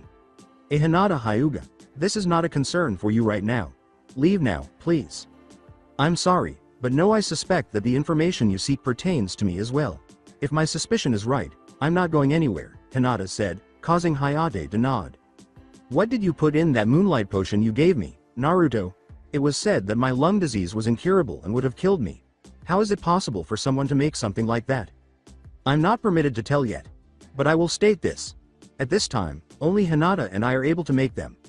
This will be a family secret because we are currently engaged. We might have to skip a test, Hinata. Naruto remarked, we can't have bushy brows so badly hurt that he can't even move. It's true.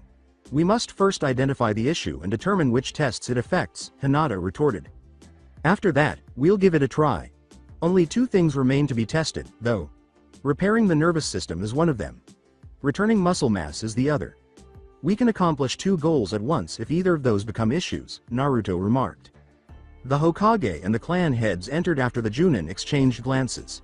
Hinata Hyuga. When Hinata and Naruto heard that voice, they both became motionless. The next thing anyone knew, Heishi was hugging Hinata, which caught her off guard. Father, what's happening? At last, Hinata was defeated. Your battle was incredible, it's unlike anything I've ever seen. Where did that three-headed dragon originate? The exchange caused everyone else to perspire. Heishi. Sama, do you think that's a wise thing to do here? Naruto asked, clearing his throat. With everybody looking, may I add? Heishi appeared to notice the other people in the vicinity and said, Hey, I could never do this in the Hyuga estates. I doubt that's how a clan head should act. In any case, how did you accomplish that? I really can't say. However, it's not really a Hyuga thing. Indeed, I am the only one who can use it at the moment. We refer to it as summon fusion. Additionally, it only functions with dragon summons. Someday, Naruto-kun ought to be able to do it, but not at the moment. You know, Naruto-kun. Should we tell them what we discovered, in your opinion? Not just yet. We must first see it for ourselves. Although it's unlikely, we might soon have our own orange flash. I have no doubts about that. Hinata nodded in agreement with his statement, and Heishi turned to face his daughter before mouthing the words. Hirishin. Hinata winked and said, Oh well. Things will happen when they do, I suppose. Additionally, Naruto, someone wants to apprentice you. You mean Jiraiya of the Sannin? Regretfully, I will have to say no. A pervert is not going to train me. That is, even though he trained my father. Indeed, Hinata. I'll be honest with you about this. I am fully aware of my family. The fourth Hokage was my father. When Minato Namikaze sealed the Kyuubi into me, he was killed. But I've learned that there's more to the story. Kushina Uzumaki, the Crimson Death, was my mother. He sealed my mother and himself into me to aid me in the future, in addition to sealing the Kyuubi. But there's more to come. I can't describe that night in detail, but after I recovered from the physical abuse I inflicted on Sakura, Albert, 1,000-year-old dragon, recreated the seal my father had used. The Kyuubi is no longer an issue. Not to anybody else, anyway. He's still really annoying. Hey, you are aware that it is true. I don't have to like it, though. Anyway, the seal and things have changed. Foxy and I actually came to an agreement. He can only assist me with free roam in my mind. He loses a tail if he hurts me or anyone I love. And spends some time again inside a closed cage.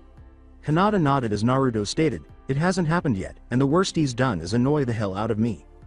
I would also like to bring up another issue. Hinata. I'm first, though.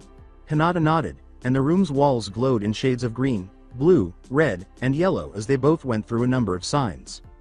I think it's time to tell them, Lord Hokage. There are 3 bloodlines in me. My mother has 1, my father has 1, and I am the first and the last one. The Namikaze clan possessed enormous amounts of chakra and exceptional sealing abilities. I am the sole surviving member of the Uzumaki clan, which was exterminated a long time ago. The Uzumaki clan was incredibly skilled at using anything with a blade, had enormous reserves of chakra, and was able to seal objects just as well as the Namikaze clan. Thus, my mother and I both used swords. How about that connection from point to point? Hinata inquired. Your mother wrote a letter stating that you would be able to use it with minimal practice. It is. Unfortunately, that isn't, in my opinion, a part of the Uzumaki bloodline. To begin with, it was initially used for tracking and scouting. It could never be used in battle, but I can. In fact, I used that when I thought I was losing to Hinata in our spars, and we were able to maintain an even score. In combat, I use it to anticipate movements and potential feints. Furthermore, I am able to detect when someone is mimicking another person's chakra in addition to when they are utilizing a henge. Hinata's eyes widened. When did you start using that on me? This is something sensor-type shinobi can't even do. I believe it happened shortly after our graduation. The second or third spar, Naruto stated. Now, for my last one. I plan to call it the Mark of the Dragon.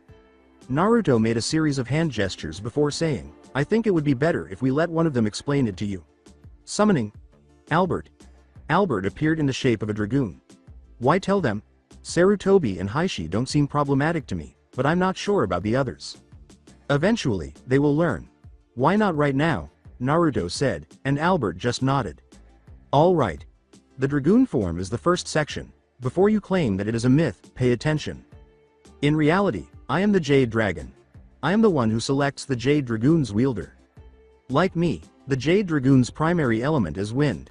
Actually, all dragons belong to the 7 elements. The one known as Ragnarok is the sole exception. I have only faced him once, and I dislike the recollection. He's living in this boy right now. Only Naruto Uzumaki is capable of using his powers. We refer to him as Zyg after the Red Flame Dragon, but he is also free to use mine. He has another one inside of him. Rose is her name, the actual Rose. She has darkness-based abilities. There is also a chance that additional dragons, ones I have never heard of, will appear. One such instance was Oyuki, who had an ice dragon inside of him. Albert took a moment to process that. I gave him this bloodline when we first met. It will enable him to summon us for assistance and make use of our forms and capabilities. But when he summons us, he can only call forth those who are inside of him. Although Hinata lacks the bloodline, she acquired some of it when Naruto pulled her from a pond. At the moment, she possesses Hachel. In fact, this is a good example. Hachel could not be summoned by Naruto, but I could. The summoning is pointless because Hachel is found in Hinata rather than in him. The benefit of this is that no blood is needed to carry it out. The drawback, though, is that doing it could cause chakra exhaustion. I picked Naruto for it for this reason. He has more than 10 times the chakra of the 4th Hokage, in addition to receiving even more from Foxy and belonging to 2 clans with enormous amounts of chakra. Additionally, he only uses it for enhancements and doesn't use it frequently. He has exceptional sword skills, as befits an Uzumaki. Other than a few sword-related tasks, he hardly ever uses his chakra for anything other than self-training shadow clones. He could most likely employ the multi-shadow clone jutsu with that much chakra. The head of the Inuzuka said, someone ought to teach him. Not necessary. I am already aware of it. When Mizuki went rogue, I didn't waste time. I also used it to learn exploding clones and multi-shadow clone jutsu. That was how much time I had. Alright, I only had roughly 3.5 hours. I can, however, use both very effectively. Not to mention creating thousands of clones that explode and have no chakra exhaustion period. However, I would prefer to train under a seal master if there is one in the village besides Jiraiya. I'll have to learn more about them because I'm still not as good as I should be. My knowledge of sealing is limited to the fundamentals. I went for storage first, and my team can attest to the fact that I use it frequently, Naruto stated. The fact that you put ramen in your arm still bothers me, but it's useful. You told me, after all, that the item was sealed for weeks and still looked brand new when it was first made public. Yes. When items are brought out of that seal, their condition remains unchanged. On lengthy trips, I use it to get instant ramen. I find it useful when I have nothing to eat. I still have the 2 that were left there following the mission to Wave, by the way. I restocked on them even though I haven't needed them since. To everyone's surprise, Naruto said, now I have 10 in there, which, unfortunately, is the maximum I can put in it. I had to tell the 3rd Hokage something, per my father's wishes. He apologizes for forcing you to leave retirement so quickly. He would have looked for a different route if there was one. But time was of the essence, and the Reaper Death Seal was the first thing that sprang to mind. Although he regrets using it to seal Foxy into me, he was agitated by what Foxy said before the sealing could even start. The person in charge of Foxy lost a lot of control over him after he was sealed into me. When Albert redrew the seal, the control was compromised. Foxy has returned to his guardian self. Blood will be needed for a different set of hand signs that I can use to call him. Going forward, you will encounter more dragons as your life progresses. The number of dragons that can arrive may or may not be limited. The essence of another dragon that is still alive, however, can be located. Hinata is able to confirm that. In the Land of Waves, Ragnarok's longtime friend Valti Yistu approached me. I suspect they will be discovered by the bearers of the mark of the dragon bloodline. He recognized me and knew I needed some assistance. I needed to calm down because I was so angry. I located a river and made the decision to remain there. Since Valti showed up, we have been partners. I don't think I'll get any more dragons because I have the mark but not the bloodline. But it makes sense that people who have the mark itself could locate Tama but only subliminally, and only when they're in need of assistance, Hinata stated. That brings my explanation of the mark of the dragon to a close. Goodbye. Albert began to shine and then vanished. He wasn't always good at flashy exits. That's all I have, though. What about that note you sent me about the invasion? tell me it wasn't a lie, please. There is no reason for me to question my source, but now that they've lost their trump card, there's a chance the invasion won't take place. The Land of Wind is guarded by Shukaku, the one-tailed badger. Since he is currently imprisoned in Gaara, he has no intention of severing his very first friendship. His superiors are unaware of it yet, but he is staying out of it. When we battled him in the forest a few days ago, I told Orochimaru. He didn't think I was telling the truth, and he even claimed that Gaara was just a pawn. I wanted to murder him then and there. After the explosion, we left him there to rot. His scroll was surprisingly still largely intact. Naruto.kun and I helped Gaara, and his sister is also appreciative of that. It seems that she has even attempted to approach him. It was only after the last time she did that he became aware of the CRA. Gaara was helpful to us, and we discovered that, by three people's standards, she is truly deserving of Naruto's company. Minato Sama, his wife Kushina.san, and I they dislike the honorifics, so I only address them by their names. Minato Sama, in particular. I believe he passed that on to Naruto.kun. There, I concur with you. I don't use it other than when necessary. For you, that's Minato. His wedding to Kushina was the only occasion in which he ever donned a suit and tie. Sarutobi stated that he hardly ever wore the Hokage robes outside of meetings or his office. Explain it to me. Did you try using shadow clones for all of the paperwork, by the way? My father did. I'm known as the professor, and I couldn't even think of that. Sarutobi grimaced. He finished it much faster than most of the others. I must be going crazy. Avoid blaming yourself. He only considered that because of my mother in the first place. He was unable to spend more time with her due to his obligations. According to Naruto, my mother was what I refer to as a winger, which is just another reason why shadow clones are so amazing. She is not very prepared for a fight. She understands the shinobi type and the numbers, but that's all. She never prepared an attack strategy in advance, and she was always successful. Uzumaki is apparently very good at winging it. In my case, no pun intended. He heard a lot of people laughing inside his head, including Foxy. Hang on. I need to get some things straightened out in my mind. Stop talking. That line wasn't meant to make people laugh, however, it's a plus to hear Foxy laugh. Particularly the way we are taught about him. With what I am currently looking at, none of the nonsense they feed us would make sense. Now put an end to your laughter and relax. I need to take care of other things. Remind yourself that sunset is approaching. Alright, I'm finished. In any case, Hinata and I have a task to complete. Heishi can tell you what it is because he knows exactly what it is. I'll meet you there with the others, Hinata. Heim. Naruto vanished as he was engulfed in a tornado. He may have accepted her, but I'm not entirely trusting her, Hinata sighed. Anyway, I'm leaving. I need to go get Haku. Later. Hinata flashed out, transformed into lightning. Don't be concerned. I am aware of their destination. Additionally, I am aware that Naruto would never attempt anything he would later regret. Training Field 6 is where I am heading. I'd rather not go with you. There isn't really a reason to, Heishi shunned. I'm shocked that he has also been attending. We're done here, anyway. Nobody should be aware that we are aware of the invasion. No council meeting can be called on this, either. If required, Naruto Uzumaki will lead an assault team when it occurs. It seems to me that Gaara will either support Naruto or not support anyone. The fact that they are both Jinchuriki makes them feel accepted. As a result, Sarutobi stated that Gaara would not challenge Naruto in a life or death battle, regardless of his mental state. Without drawing attention to ourselves, we must in any event get our Junin and Enbu ready. Everyone departed as the barriers finally broke down. We know that Sand and Sound will be attacking, and I highly doubt that Gaara will attack unless forced to, Shikaku said. Practicing Field 6 Team 7 was in their usual location, with Temari and Gaara present along with Heishi. Temari was happy to be looking at the view with Naruto, and Gaara felt strangely calm. I understand why you enjoy this location, Naruto. It gives you a feeling of tranquility. I'm not joking. It feels even better when I'm with my friends. On the other hand, Haku and Sasuke are in their own world. I have a comprehensive list of the top spots to unwind and escape the world. Even when they're most appropriate. As you can see, the best time to come here is at sunset. I can give you the list if you'd like, for when you need to take a break and put everything else in your life aside. That would be nice. Hello, is it feasible to create a sound blocking barrier for an open space? Yes, we cater to Sasuke's fangirls in that way. They're like banshees, I promise. It must be related to the finals, correct? After receiving a nod, Naruto said, "All right then." After going over a few signs, only Hinata was able to identify the chain. "All right, then. I suspect that the invasion is still ongoing.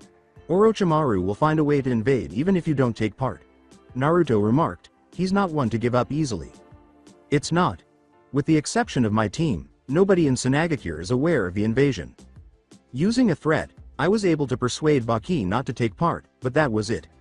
I assumed he wouldn't allow anything to happen to his life, but I didn't explain why. It was, in fact, a hollow threat. Although I don't plan to murder him, he is unaware that you assisted me in solving Shukaku's problem. I didn't tell him, and I don't plan on telling him until the invasion is over.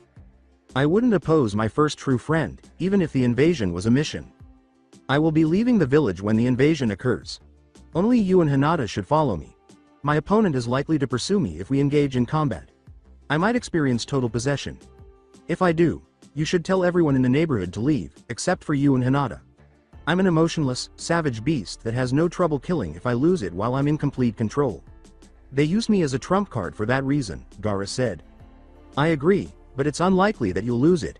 If that occurs, things won't be simple, and the only people who have a chance are Hinata and me. Jinchuriki status has its benefits. With potential opponents nearby, I won't really reveal the armor's true weakness here, but if I start to lose it, I'll try to remove it. Deal?" "Agree. The Hokage, incidentally, is now aware. It's also likely that the Anbu is aware. There are fools on the council, but they will make every effort to keep it from being known. People will believe that you are betraying the alliance if they find out. I wouldn't use you as a negotiating chip to keep Suna out of the war, but it might be possible. You understand what it's like to be by yourself, to be despised by everyone in your vicinity. You and I share many similarities. You and I currently have a sort of covert alliance, but I don't plan on using you to advance in rank. Even though my sensei is unaware of this, he may be in the near future and not because of me. I'm like a brother to you. That's one of the reasons I don't mind Temari being my wife. The final decision, though, would rest with Hinata. To be honest, I have no idea what girls are. In addition, she will support my parents' wishes for me." "Want to elaborate?" Gaara inquired. "If I could, I would. Not all the details are known to me. All I know is that my father shared with Hinata the expectations they both have of me." Naruto stated, "Don't ask me what those standards are, because I don't really know myself. She will be the one making the decisions about who gets in and who stays out in that department. In any case, I will only put you in a cell if absolutely necessary.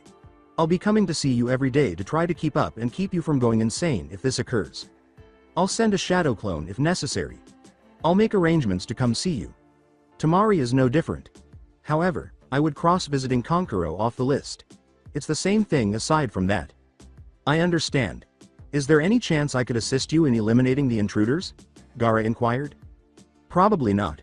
Not without going out of the box. It's better, in my opinion, to remain neutral and not support either side.